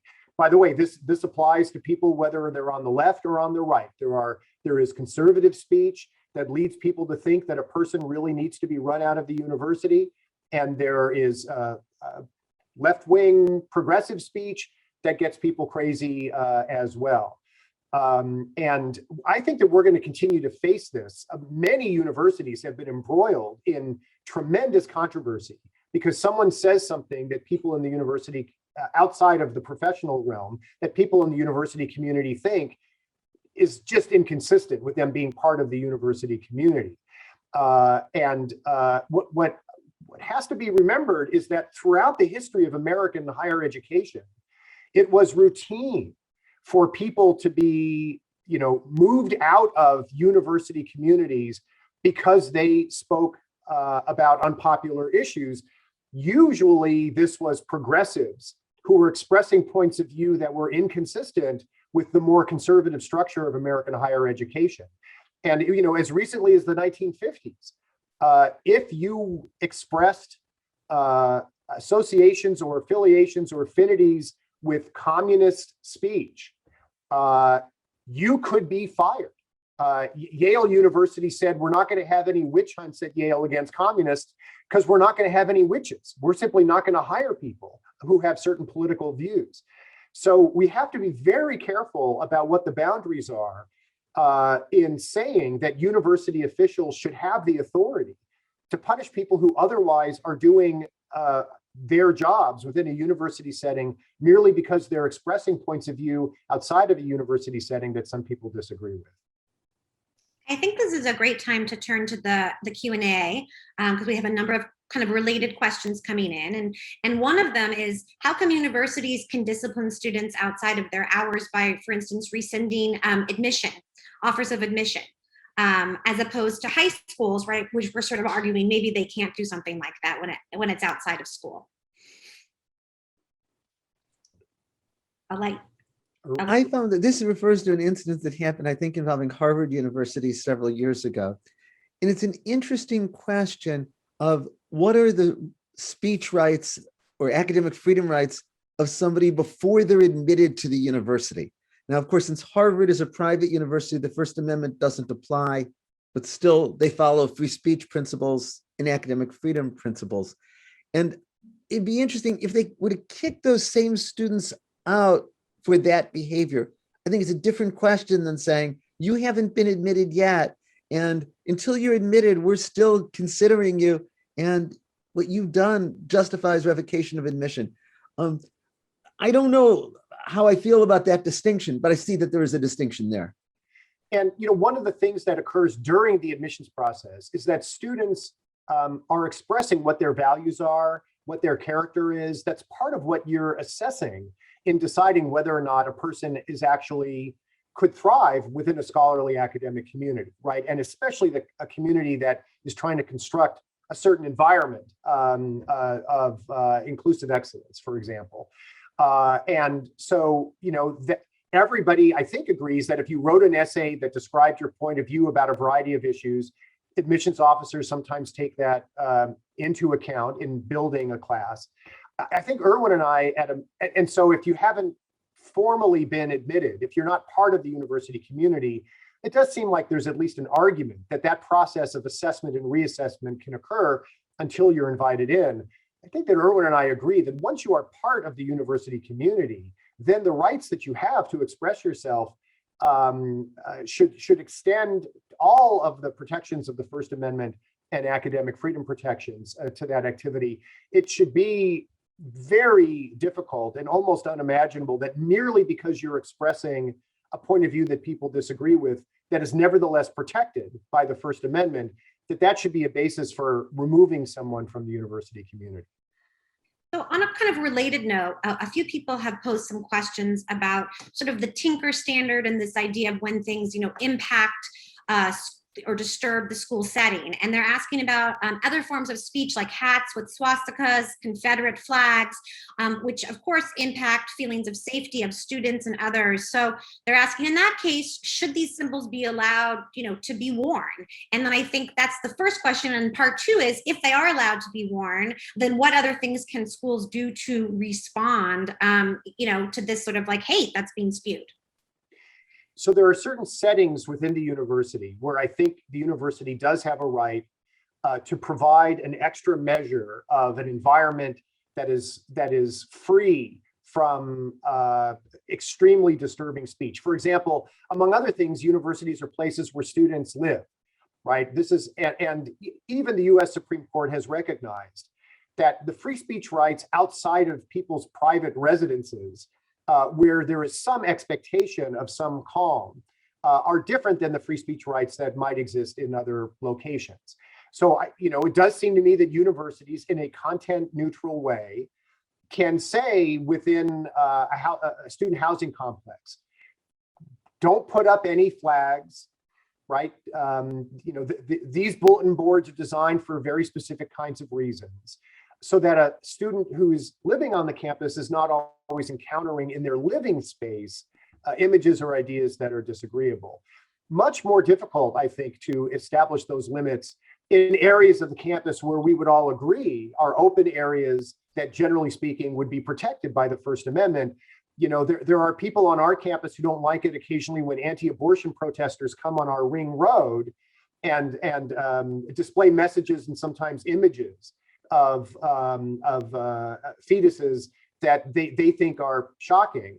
But to the extent that we agree that First Amendment principles do apply to many areas of the campus where we expect free expression to be unconstrained, I think campuses just have to teach students that part of what it means to be an environment, which is an environment of the exchange of ideas and an environment of debate and discussion, that they are going to encounter people that are expressing themselves in a way that they might find disturbing. I, of course, agree with everything that Howard just said about that.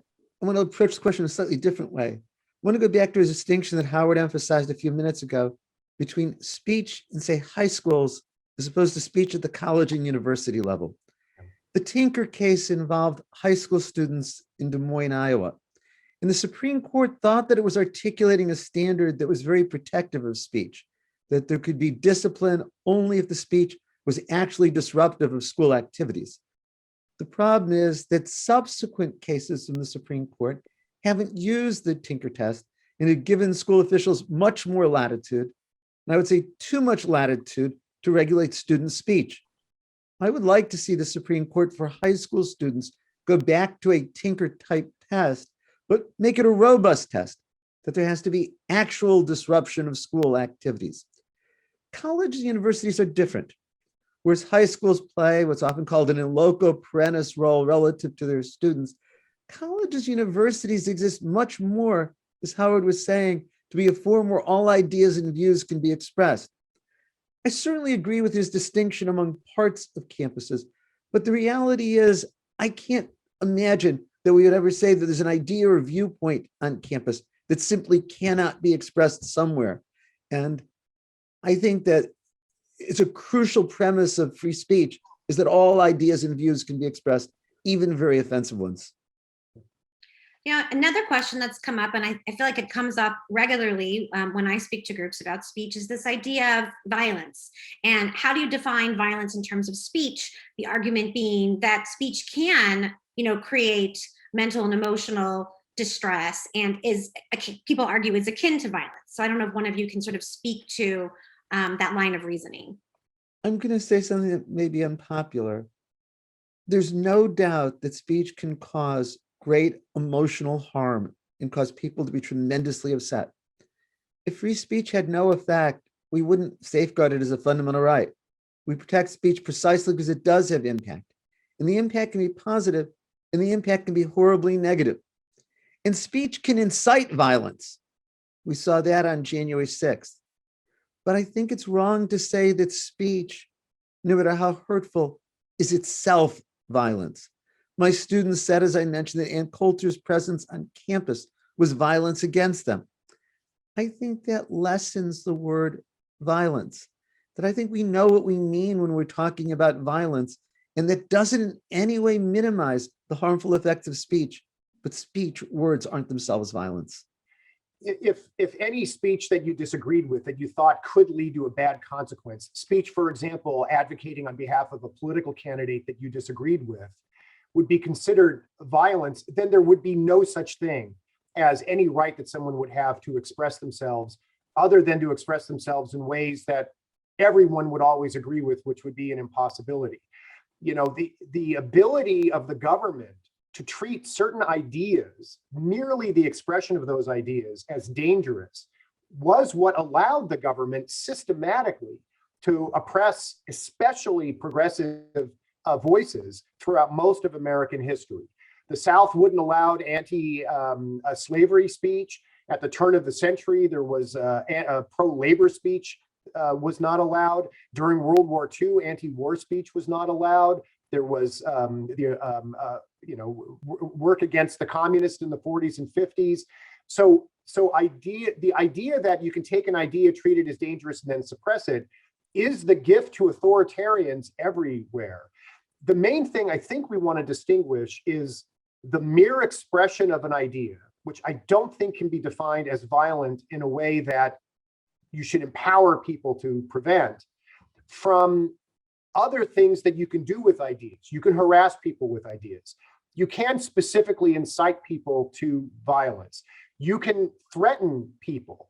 And part of First Amendment law is to distinguish the mere expression of an idea that you don't like from things you can do with speech that lose its protections under the First Amendment. And part of, I think, the education of understanding those boundaries is a very useful role for the center to play. There are times when speech does cross the line, but the mere expression of an idea really, I think, can never be viewed as the basis for punishing people.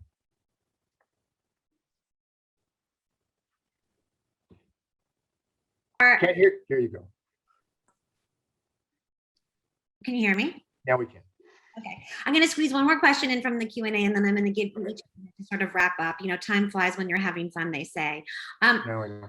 One person in the queue is asking about, talking about how at the university they're at, and let's presume it's a public university, says people are forbidden from wearing any clothing that have any text or symbols or messages, right? Content neutral method for making sure nobody wears what they're saying is the pro-Trump hat that offends others. So I think the question here is, you know, what happens if you think someone's doing a content neutral regulation as sort of a pretext for stifling certain kinds of speech, and how do you, you know, sort of fetter that out?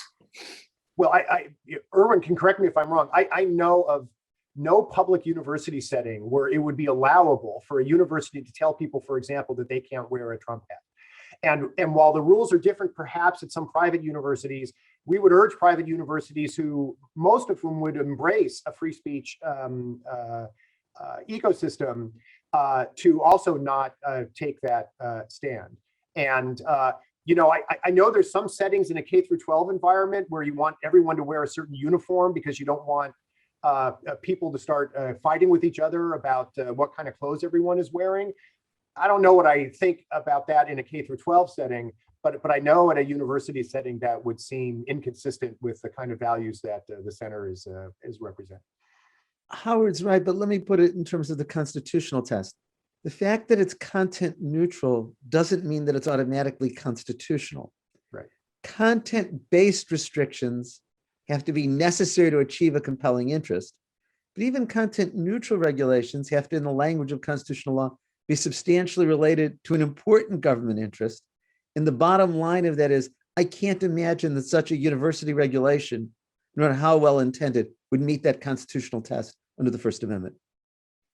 Okay, so to wrap up, I'd love to have each of you, you know, quickly looking ahead, hopefully back to campus, physical space, together, gatherings, protests, rallies. What are things that we should be kind of thinking about and, you know, aspiring to as we go back to campus? Chancellor, why don't you start? So, you know, Erwin at the beginning mentioned how this last year, the energy of life on a campus dissipated so much. So we're just, I cannot wait for the cacophony of people back on campus.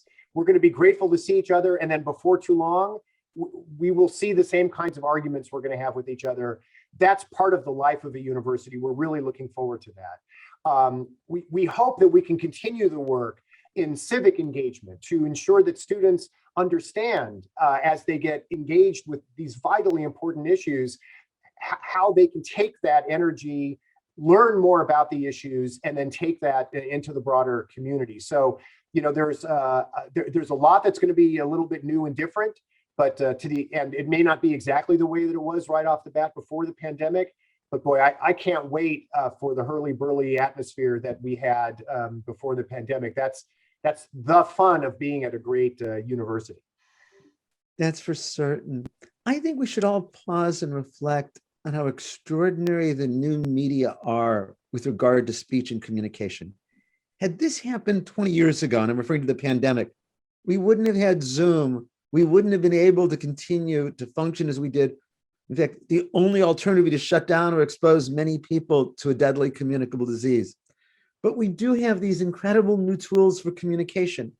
I think the internet and the social media that have developed around it are the most important changes with regard to speech since the development of the printing press. I think all of the issues that these media present with regard to speech are going to continue even after we're back in person. I agree with Howard that when we're back in person, I think there's going to be all of the benefits of the energy of gathering, but I think the underlying issues will still be there. And I think that we are going to continue to have to deal with the reckoning against the anti-Blackness and racism and how that requires constant action by our campuses to become anti-racist and more inclusive. I cannot thank both of you enough for taking time from your busy schedules to talk about kind of where we've been and where we're going. Your breadth and depth of knowledge is always astounding. And I love how you're able to take the most complex ideas and make them really accessible. I'll close by just reiterating how much I appreciate your ongoing support of the center and its work. Thank you again. Michelle, it's always such a pleasure to talk to you. Great to be with all of you, and best wishes to everyone who's watching us. I hope life is treating you well and that you think things are going to get a little better. Absolutely. And I hope we'll be able to be together in Washington next year for I think, the 4th conference. It will be the 4th annual conference, so that will be wonderful. Continuing with today's theme of using our voices, I want to take a moment to showcase one of the center's signature programs, which is our Voice Initiative, valuing open and inclusive communication and engagement. I'm going to let this video speak for itself. The Voice Initiative was created to encourage and support research, programs, and activities that further the mission of the UC National Center for Free Speech and Civic Engagement. The program is open to UC students, staff, and faculty and provides up to $5,000 in funding. This year, the center's initiative focuses on the theme of breaking barriers in campus expression and engagement. Voice-funded programs, activities, and research identify barriers, steps that can be taken to address those barriers, and how those steps help to build community. Our voice recipients are doing remarkable work in a wide variety of formats, from webzines and podcasts to skill-building workshops, seminars, and conferences. So let's put the spotlight on just a few of them. Hi, my name is Akshita Gondra, and I am the founder and president of The Revival Zine. TheRevivalZine.com is a journalism publication and community that focuses on intersectional feminism and provides underrepresented college students, specifically women, with a platform to use their voices, share their opinions, empower themselves through telling their stories, and advocate for very important causes, socio-political causes, in their local and global communities. And the research that I'm doing is working on building skills that encourage open and inclusive conversations. I've partnered with the Yellow Conflict Resolution Center, and with that, they're facilitating workshops that focus on conflict resolution and conflict mediation. So far, in the early results from the post surveys, we're finding that more students feel confident after going through these trainings about their management styles, as well as they also feel that this is supporting the principals community on our campus and how they engage in difficult conversations. Hello, my name is Melanie Zaman. I'm Harper Lambert. And we are the co-founders and co-hosts of Hot Off the Pod, which is a podcast that was created with a voice grant from the UC Center for Free Speech. We're both UCSB students, and our goal was to create a project that would help students at our university connect with the news and with different stories in a new medium. Since we both work at the Daily Nexus, we've been bringing on guests who are community members, professors at UCSB, and fellow student journalists. We even hosted a fellow from the UC Free Speech Center. We started Us versus Hate as a K-12 focused project, and we're seeing really exciting results with our invitation to K-12 teachers to invite their students to make public anti-hate messaging at the end of anti-hate lessons and teaching. The Voice Grant enabled us to pilot Us versus Hate at the university level on our own campus at UC San Diego, and we've been really excited to see what older students do, particularly after the deeper instruction of diversity, equity, and inclusion courses, in making final products that go beyond the traditional paper or other kind of classic academic product. And we've really enjoyed our time at the center. We've received so much support from this amazing group of scholars and activists.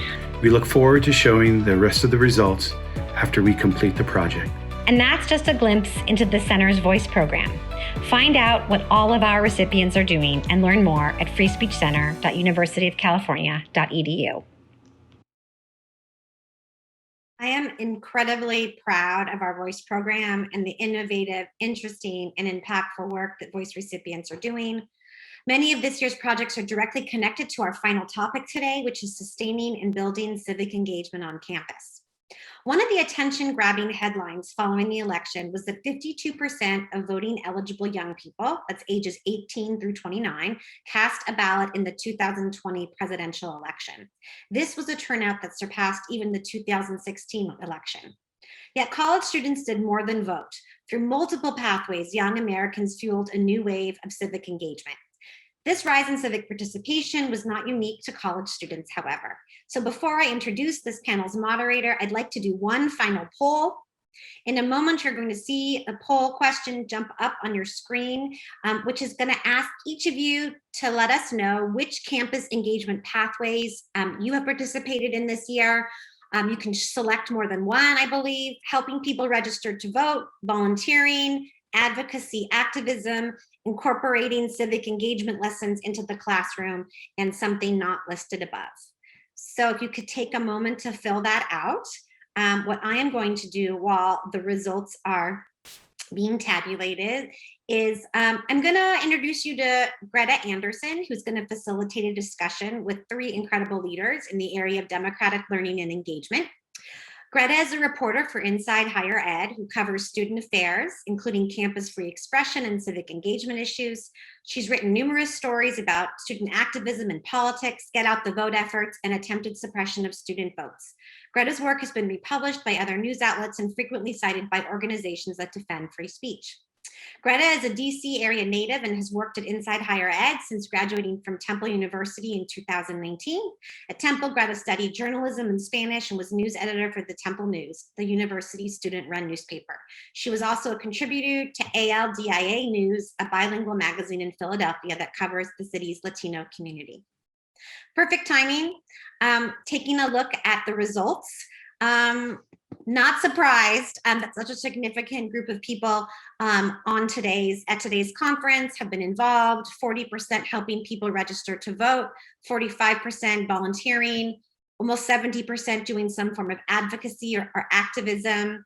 27% love that incorporating civic engagement lessons into the classroom. It's such a key component. And then even 35% doing things that we weren't able to list. So Greta, I'm going to let you introduce the panelists to this very active and engaged audience of ours. Hi, good morning, everyone, to you on the West Coast and those of you who are not. Good afternoon. Thank you so much, Michelle, and to the UC Free Speech and Civic Engagement Center for having me today. I'm really excited to kick off this panel with some really engaged experts on campus voting and civic engagement in general. And I'm actually going to let the panelists introduce themselves. We're going to start off with Jen from the All In Campus Democracy Challenge. Jen, if you want to take it away.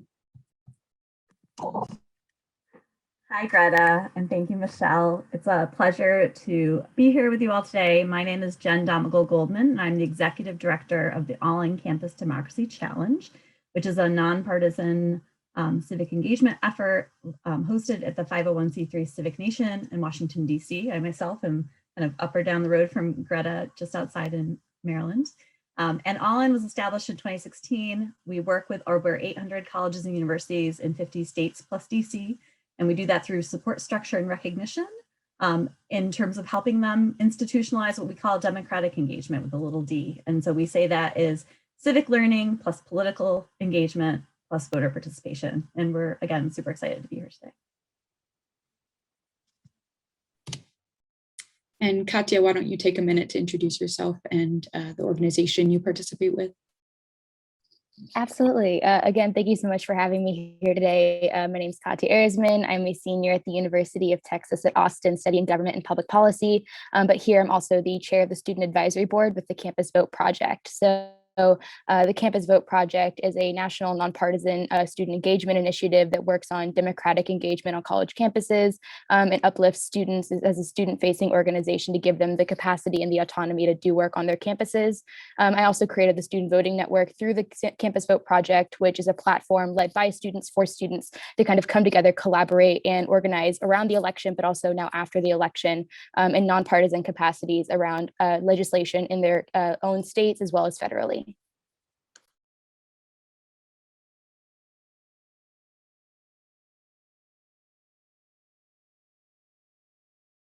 Sorry, knew that was going to happen at some point. Alex from the Andrew Goodman Foundation, if you could take a moment to introduce yourself. Sure, I'm happy to. I'm Alex Harris, and I'm the president of the Andrew Goodman Foundation. We were founded really to honor Andrew Goodman, who was murdered along with James Earl Chaney and Michael Schwerner when they went to Mississippi to register African Americans to vote. So that's our legacy story. And now in modern day, we are all about magnifying young people and their voices and votes and making them a powerful force in our democracy. We're on 90 campuses in 27 states. 24 of our campuses are HBCUs, and we're really focused on training students and helping them do whatever they can to be focused in supporting our democracy in a really holistic way. Great, thank you so much, you all.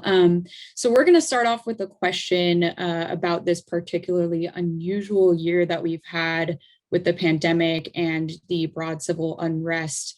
A very politically fraught environment for a presidential election that happened to fall within this crazy year. And as Michelle mentioned, we saw record turnout from student voters from the initial counts we've seen from the institute that tracks these votes. And I'm wondering if you all can talk about what you saw on campuses in terms of strategies for getting out the student vote, any that you felt particularly contributed to this record turnout we saw.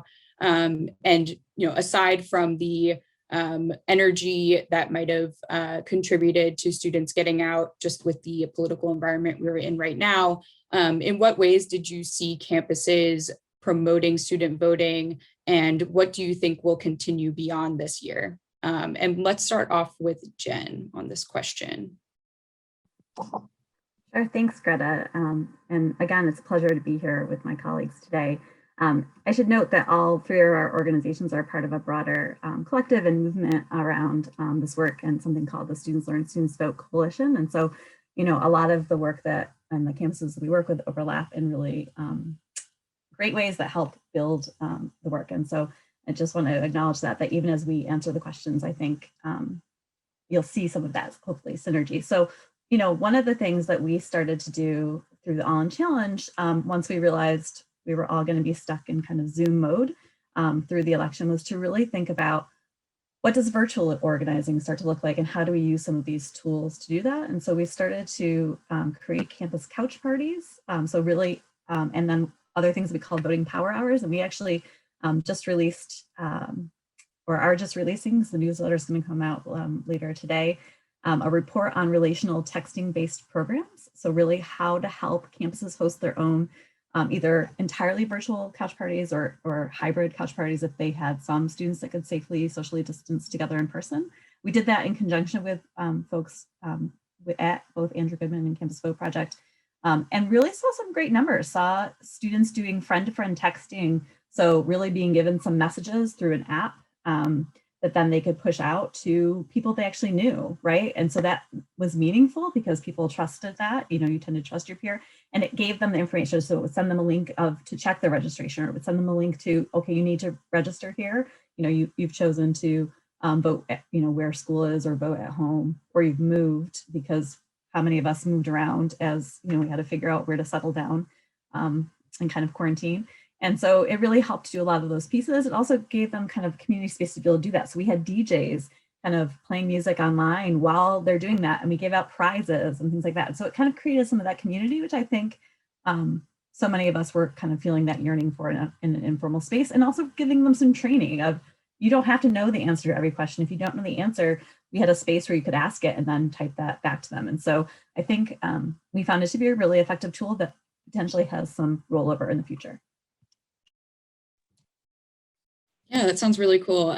Katya, as a student, do these sound like good ways to get students engaged, especially in lieu of the traditional campus table where, you know, students might walk by on their way to class and sign up to register to vote? Do you think leveraging social media or texting, some of the strategies that Jen just mentioned, are a good way to engage students? Absolutely. Yeah, Jen's report is going to be really great. I'm excited to read it when it comes out. But I think that relational organizing and peer-to-peer organizing is the future of youth engagement and youth organizing, but also was probably the biggest thing that allowed for both parties to turn out voters and young voters, but also nonpartisan organizations to register young voters to participate, as well as to tell them information about the election and get them ready to mentally go to the polls or find their nearest polling location and actually cast their ballot. And I think that one of the biggest things is that it's the epitome of meeting students where they are, both on social media, because that is the biggest place where young people are consuming information, especially information about politics or social issues. There are so many ways that these things can get shared widely and rapidly. And I think that organizations, as well as just getting power to young people to create their own content on TikTok, on Instagram, graphics, dances, like any content that would actually point to election information or how to register to vote in their places, or the Campus Vote Project did like a how to find your own ballot box wherever you're dropping off your vote by mail like application. There are so many ways that we are actually meeting students on the platforms where they were and giving them information that was palatable to them. And I think it's a similar way that whenever you're on your own campus tabling, you're tabling near a school or a building that you have classes in, where you can potentially see people that you knew and could actually have the similar relational organizing in person. Since we can't do that safely, it's another way to kind of engage that community and create that kind of familiarity with the information because it's from a trusted source. So I think that those are like the adaptiveness of organizations as well as students to transmit that information is probably the biggest change in 2020. But also as a young person, I noticed that journalists and organizations were just more interested in uplifting student voices and hearing from students themselves about what went well and what didn't and what they were seeing on the ground, because so many times even like student facing organizations would talk about students, but in this year, in this election, we actually had journalists having features on young organizers, having a lot of interviews with young people talking about their experiences and what they wanted to see. And I think it also kind of helped break down this monolithic narrative of young people and young voters that I did not see in previous elections. But also, this is the first presidential I could vote in, so maybe that's also part of it. Yeah, that's really interesting you mentioned that. And I was going to ask you, Alex, to comment a little bit about what institutions themselves or the leaders within them have been doing to promote voting strategies. Do you think it's a good idea for them to work in hand with student organizations and the efforts being led directly by student activists and organizers in order to know exactly what's going to work to promote student turnout? And in terms of the institutions themselves, what sorts of things did you see from campus partners in 2020? Well, so many things. It's because the year was so outrageous for students and they were so deeply affected by being displaced because of COVID. There were so many things that we had to do as an organization, especially since we spend a lot of time working day to day with students and spending a lot of time working through the campuses. And so we were talking to students about housing insecurity. We're talking about the lack of work study and all those things. We're able to help them really thought partner. And we saw schools really getting creative and stepping up and finding solutions to like people's basic human needs, which obviously is the first thing you need to address before you got to the point of like voter reg. But so working with schools directly, we were able to utilize one of the digital tools that we already had, which is My Vote Everywhere. And so schools that were really successful within our network embedded My Vote Everywhere into their basic registration page. So when first year students were coming on and they were doing orientation, voter registration was just a part of their experience. And they made that really great. And it was easy for students to get registered in mass numbers. In Louisiana, we worked with some schools to make sure that their student IDs were voter ID compliant, which is a huge issue, especially for students of color who may not have passports or other forms of ID, which would affect their ability to vote. So when schools, especially the state schools, were stepping up and saying, we're going to take this on as something that we really care about, you see results. Having on-campus polling sites, super helpful. And we see especially, Obviously with campuses, sometimes you had issues. Now, of course, this ended up being a complicated issue because some students might have started on campus and then been displaced, but at least having that ability was really helpful. One thing that came up that we saw pretty consistently in terms of voter confusion were students who were registered on campus and then might have gone home because of COVID. And then when they received any kind of mailing from the Board of Elections and it was bounced back, then they were wiped from the registrar. So a lot of really conscious schools were trying to work in conjunction with us and with their students to figure out where can we send this to you and where can we forward this to you if it was possible. And if not, just letting you know, hey, you got a mailing, want to let you know because this is really important. So schools that took like a really hands-on approach to this were really effective in making sure that students were aware and we saw the results. And so anything that schools can do to institutionalize their knowledge, educate students about, how they can vote, where they can vote, make sure they're clearing up any misinformation that's going out broadly is really helpful. And with us, we worked with a lot of schools to send out like mass text messages. Those were super helpful. Obviously, we'd go through various channels to make sure that students would opt in, but then we were able to really make sure that we were clearing up any misinformation, and it helped a lot. Yeah, and I think that's a perfect segue into the next question, your comments about voter ID and registering at a specific residence, confusion about students who are able to vote in one place or another. We're getting into a time where legislatures across the country are promoting and passing, in some cases, laws that restrict voter access, and some that particularly take aim at students who are voting at their place of residence near their campus. And I'm wondering, Alex, I'll jump back to you on this one, how campuses themselves can be, pushing back against these restrictions, putting out statements. I noted that there was a recent statement from the American Council of Education and a number of different higher education organizations about voter participation and promoting democracy amongst higher education institutions. But do you think specific campuses or college leaders could be doing more to show that they want their students voting and to try and push back against these laws that might restrict it? Definitely. So, we all saw that 70% of young voters voted by mail or voted early. So this is a really big deal, and that these laws are really specifically targeting our students on our campuses. So it really matters when presidents step up and say, we are standing for the People Act, for example, or we're standing for the John Lewis Voting Rights Advancement Act. These types of gestures go a really long way. And then all of these other pieces, making sure that, the things I mentioned before, that can specifically combat the state issues are really important, but making sure that we support these federal efforts are really important because they dismantle all of these other terrible state laws that are popping up. And what we're seeing, not every school is willing to make that kind of statement. And I understand that there can be implications, particularly if a school is state funded, that there can be some pushback. But when schools step up and make these types of gestures and statements, they really mean a lot. And Katya, what do you think about this one? Do you think schools should be speaking out more? Do you think student organizers in particular could be focusing their efforts in terms of lobbying, or whether it's advocacy on social media, protests? What are you hoping to see in response to these bills from your campus peers?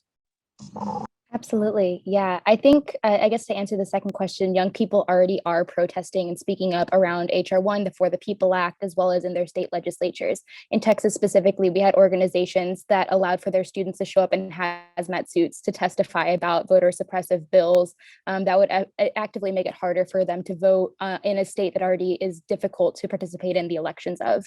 And so I think that Definitely, it would be helpful for campuses to make affirmative statements, especially if they're in more strict voting states, to talk, especially during a state legislative session, about why they are in favor of bills or laws that would allow for students to participate in the elections more equitably and accessibly.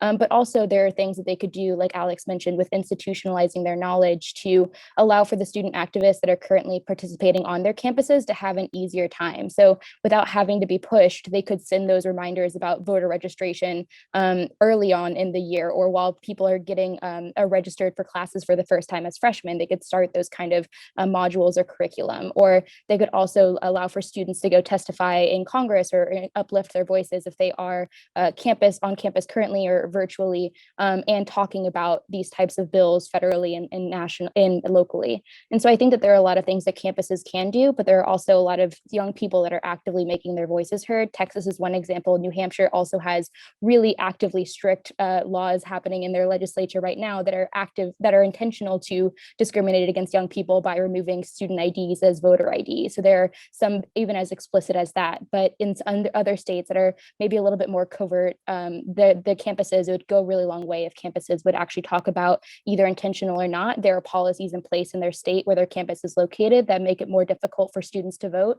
And 52% of young people voting should not be the floor. It should not be the ceiling. It should be the floor. And so anything that campuses can do would make it a lot easier and a lot more. I think we would appreciate it a lot as young activists. And Jen, if you want to comment a little bit on that last question too, but I'll also kind of segue into a question about the nonpartisan status of all of your organizations and how you're navigating that as these voter restriction bills are pushed by Republicans in most of the states that they've been proposed in or passed. And the rhetoric around this is mostly coming from Republicans. As one political party is focused on this issue, how do you maintain your status as a nonpartisan organization when you probably want to be actively pushing back against specific folks in state legislatures? I think that's a really great question, Greta, and I think my two colleagues did a great job of answering the previous one. I'll say a few things. I think one, we look at a large part of our job as to being educators, and which means like what happens is a lot of college presidents and faculty and administrators don't know all the things we're talking about right now, right? They might be voters, but they've often lived in the same place for quite a while. They understand that when they go and they move and they update the driver's license, they can check the little box and re-register or change their registration. And it's kind of, once you are part of the process, it's a lot easier usually, right? It's this first time voting. It's some of these things around ID when you are in one of these situations where you move around a bit and things like that, where you're students that are much more complicated. So, part of what we view our job is to make sure that more and more folks on campuses understand this is an issue and that they're part of solving it. And that part of that is being able to talk and stand up for issues, just like that the ACE statement did that you alluded to earlier, and the Inside Ed, Higher Ed covered. Part of it is making sure they understand the rights of their students and how they, that they have choices about where they register in many cases and what that means and what the burden on them is. Part of it is making sure they understand that they can do a lot by, creating partnerships with their local elections officials and starting to have some of these conversations that don't even always need to get to the point where they're, adversarial initially. And also that they can do a lot facing inward, right? That they can help support students and fellows like the AGF fellows and their voting coalitions, which is what we encourage campuses to create, by lifting them up, by talking about them, by talking about voting as early as their convocation statements, by connecting and breaking down some of the bureaucracy. So if you get to the point, it shouldn't be about always the direct work that students are doing each cycle, right? It should be that this is something basic that's institutionalized into kind of the work we do. And so there have been examples of that in many different cases. And Alex gave a number of great examples. There's a campus in California that has a civic engagement hold. You literally have to read a thing and check it before you can go and register for classes. You're not required to register to vote because you can't do that, but you have to read the thing and say, yep, I either want to register or like, thank you, I'm fine today. so that you're actually paying attention to it, right? There are campuses that are giving that kind of information at lots of different points that then helps, to break down those different barriers. And so I think, helping do those different things, and then depending, right? Because you're right, there are different political pressures on campus, on college presidents. We created the President's Commitment to Full Student Voter Participation. We've had over 300 college and universities presidents sign onto that, even as we launched it during COVID, and they've been paying a lot of attention to a lot of other issues. And they're starting to step up. They're writing op-eds, they're talking about the work, and so there's still a lot of work to do, but I think there's good pieces. And then, not trying to diminish the fact that we are facing serious issues, that many of them are steeped in racial injustice and white supremacy and lots of other things that we could spend forever and a day talking about. But there are also some good signs, right? So noting that California passed a bill in 2019 that requires the public institutions in California to appoint a voting kind of coordinator and to create a campus action plan is a great step. My own state of Maryland, it just passed the assembly, right? And so a similar thing is going into effect here. So I think there are places that are starting to realize, like, this is part of the educational process. If we want voters to keep voting, we need to create ways for them to understand that. And we're not doing enough of it in the K-12 system. And even if we were, because it changes across every state, we have to do a re-education process for our college students. And so, I think that's where I'm at on it now. Alex, I'm curious if you think that as we talk about presidents or whomever on campuses pushing back against the types of voter restriction laws we've seen, if they run the risk of alienating conservative students who might support some of these laws as the issue becomes very political, how should campuses themselves kind of toe the line between being bipartisan and trying to include all students in the voting process? It's a really great question. I can tell you that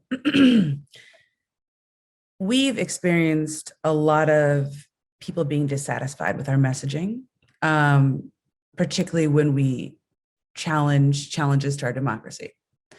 And I can speak, at least for me as a leader, my stance about it, which is our democracy and challenges to it. When we're trying to combat those, that is not partisan at all. In fact, when we're really paying attention to what's going on, we see that people care about this on both sides of the aisle. So I think it's actually more of an isolation of those students by just pretending it doesn't exist, because there are plenty of Republicans who don't want to see our democracy go down in flames. And so I think that, at least for me and my stance for our communications, for our programming, we have been 100% clear that we will not waver in this. And so we've had schools that say, listen, we don't like this. We don't want to be part of your network. And for that, I've had meetings, not plenty, I've had some meetings where we sit down with the powers that be and say, I truly, honestly, I want to hear what you're experiencing. Let's have a conversation, because there are a lot of powers. Jen's kind of alluded to some, and we don't like to just say them explicitly, but there's a lot of things at play in this conversation. But when we're talking about an insurrection at our Capitol, I don't think that there's any way that you can be on the fence about it. And that's not partisan. And I'm very clear about that with my team, our ambassadors. And so if people say, you know what, you can't say that insurrection, and if that makes people uncomfortable, then I'm sorry. But what happened, the attack on our Capitol, was so un-American, and to me, such an act of terrorism, that any support of that or defense of it or making space for that is in such attack of our democracy that I don't really have space or concern for that side of the conversation. Now, there are lots of things that make people uncomfortable, that are kind of where people think you're being almost political or almost partisan. And we try to really make sure that we're extremely clear. We don't support candidates. We don't support anything that would be considered Democrat or Republican. But for the people is something that we support. And I know that that's something that makes some schools uncomfortable. And I would really encourage schools to look at it, because when you look at Georgia, for example, and what just came out, and that law that Governor Kemp signed, it criminalized acts that our students were doing, offering water, all those things that are completely innocent. And when you are criminalizing the acts of your students, then we should all care. And if we can find a way to make it safer and better for our students, then we should all care also. And so I would really encourage schools to be mindful of these things and all the things that we've alluded to before in terms of like looking at voter compliant IDs for student IDs, looking at election day as holidays, things like that make it easier to vote. That's American. And I really take issue when people say that it's partisan. Katya, I'm going to let you jump in on this one because I know it's a really important issue right now. And I want to hear from your perspective as a student organizer for voting on campus and nationally with the Campus Votes Project. Have you had conversations with peers who see this as a really partisan issue? Have you had uncomfortable interactions with them? How have you navigated the issue of voter restriction with your peers? Absolutely. I think it's a really good question. I think that in person before we went online, but also online, I have seen both Democratic and Republican colleagues on my own campus and peers, both tabling and both trying to increase voter education and voter registration on campus in their own means. I think that it is a cross-partisan issue that young people want to get more of their young peers to vote for candidates that they personally believe in and just want more young people voting in general. And I think that especially like powers that be on a campus setting or in parties or nationally, there's a lot of kind of misunderstanding with young people as kind of being siloed in these like more nationally partisan camps where they think that democracy or democracy reform or voting rights is a partisan issue. I think that every young person I would talk to on my campus, Republican or Democrat, wants 100% of eligible students on campus to vote. That is across the board true.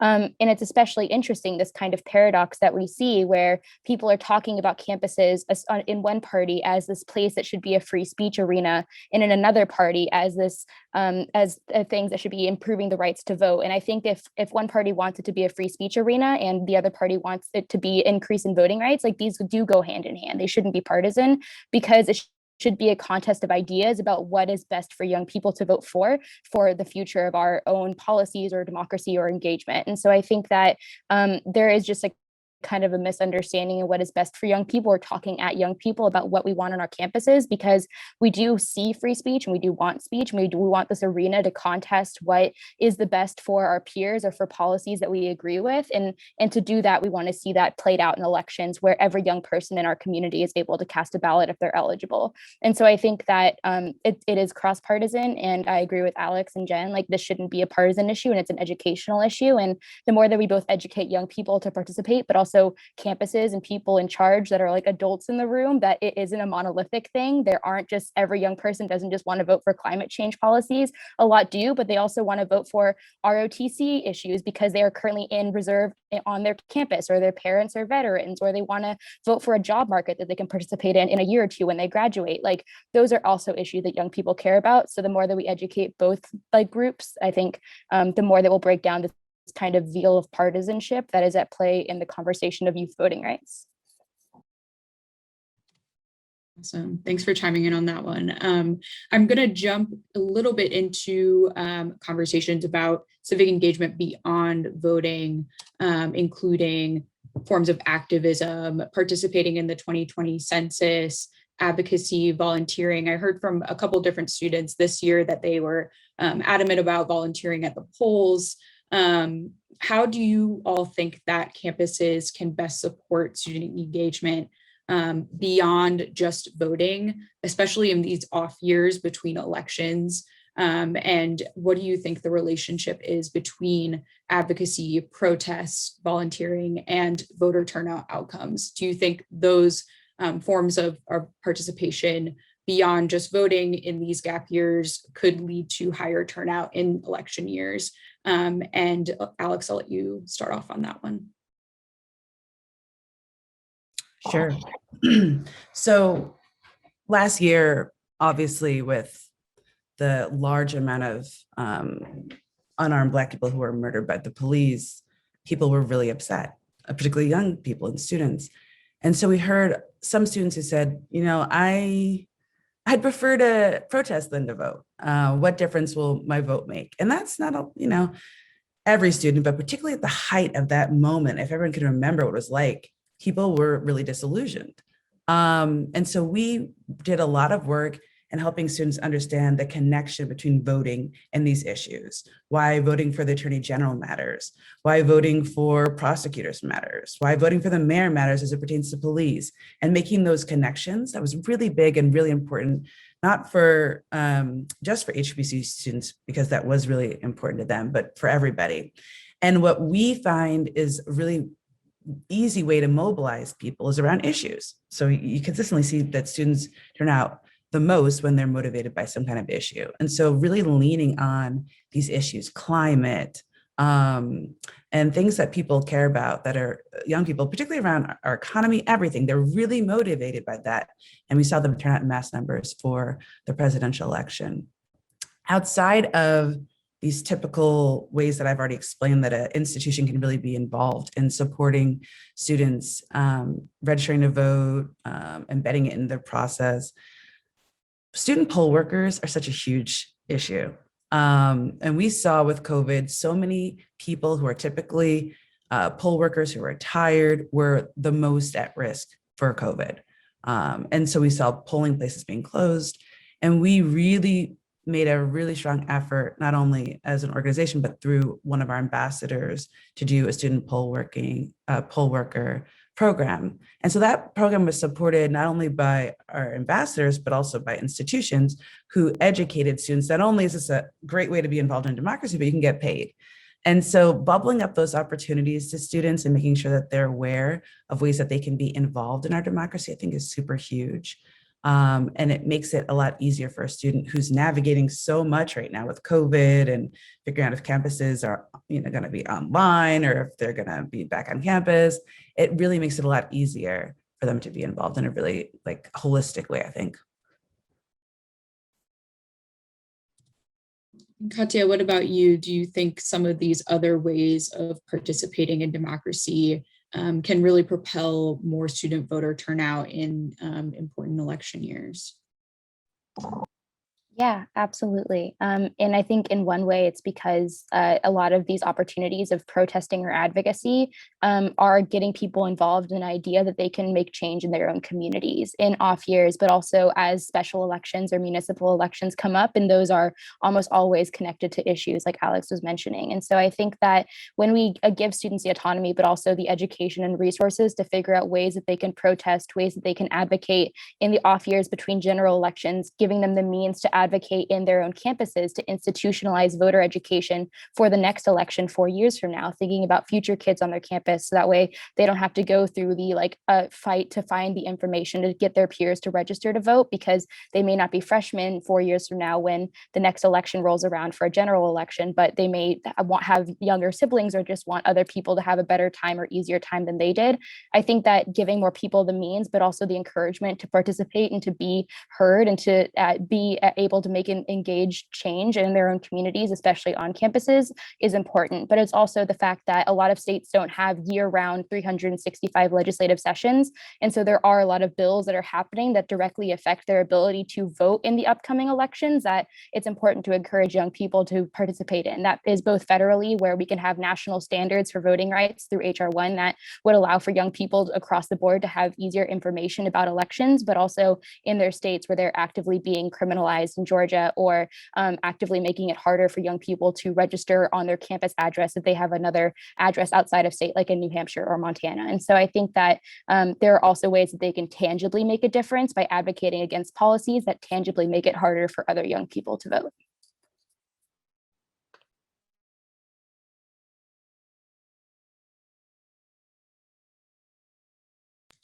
Sorry about that. Jen, we've talked a little bit about the institutionalization of civic participation on campuses and how campus staff members are getting involved in those efforts during election years, whether it's voter registration or giving out information about where they should vote.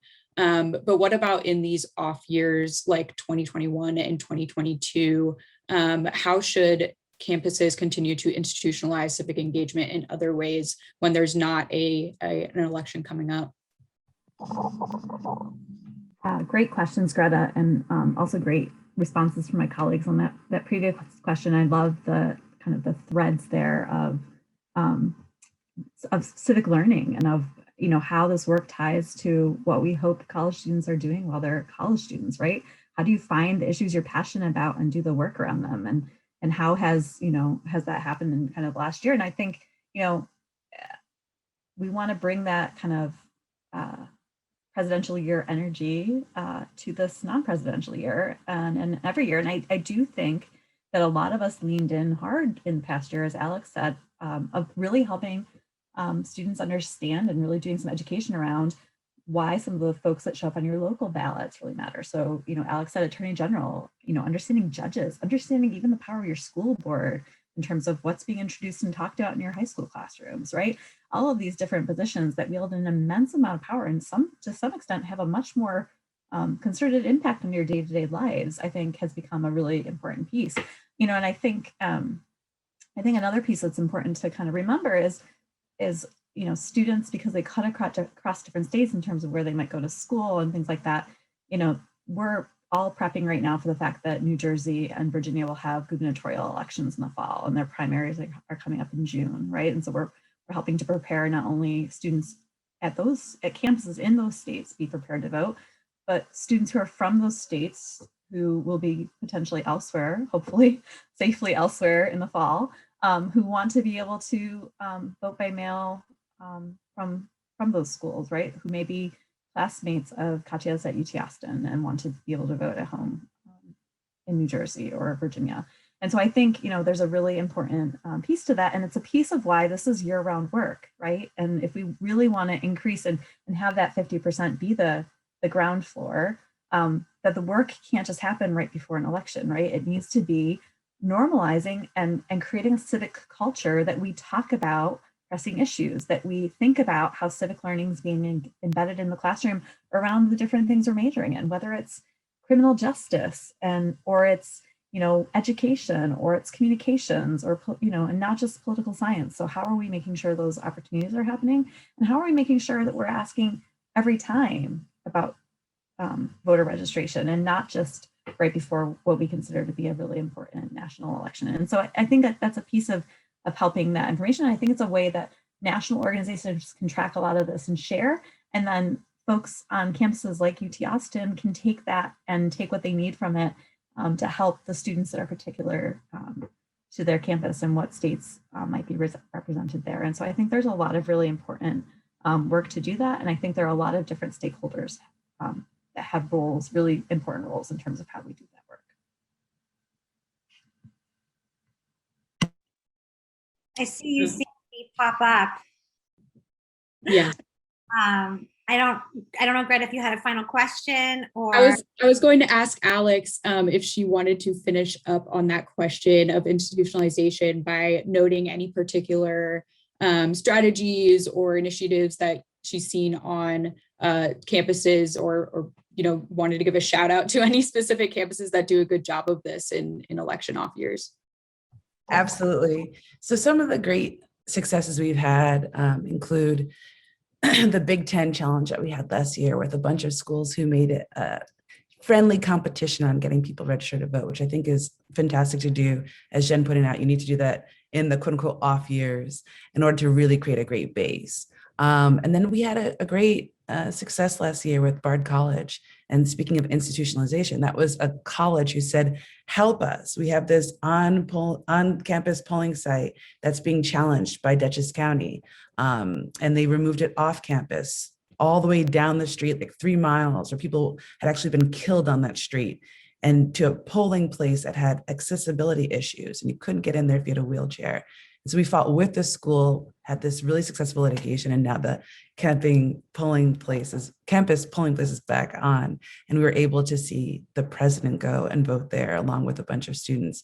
And that's a great example of working hand in hand to really care about student voting and make sure you can do whatever is possible to make sure it is a powerful force in our democracy. So really proud of those actions. That's great, and an excellent note to end on. I'll let you take it from here, Michelle. Thanks. I mean, I hate to have to wrap this up, but I'm so grateful to all of you. So inspired. I found this day to be so inspiring that all of you are doing such important work and talking about these salient topics with both candor and humor, which I think is also important. And of course, all four of you women, which I think is just amazing to also see. That's right. Leading change making. So I want to thank all of you and say look forward to continuing collaboration together, I hope. And then I'm going to wrap for the day, which is to say it's hard to believe we've come to the end of our third annual Speech Matters conference. These 2 days are the result of hard work on the part of a number of people, and I want to reiterate my gratitude to them. I want to say thank you to the incredible Brenda Pitcher, the center's executive assistant, to Jonathan Schwartz, the center's brilliant intern, and the immensely talented Glen Echo group. I want to recognize our colleagues in the Chancellor Suite at UC Irvine and at the Office of the President, all of whom are key to the center's success. And finally, I'd like to thank the members of the center's academic and national advisory boards for their ongoing support. And of course, I want to thank our participants who took the time today to be with us to learn and be inspired. If you enjoyed today's programming and you'd like to think about sponsoring, supporting our work, you can make a donation through our website, freespeechcenter.universityofcalifornia.edu. If you are interested in being a sponsor for next year's conference, which hopefully will be in person together, or any other programming, please reach out to me directly. I think I'll just end by saying that our freedom of speech rights are the cornerstone of American democracy. And this year, our country has been tested in so many ways, and it's vital that we continue to lift our voices in the face of challenge and engage with one another. As Martin Luther King said, our lives begin to end the day we become silent about things that matter. I look forward to continuing to partner with each of you as together we chart the course for campus expression and engagement. Thanks so much.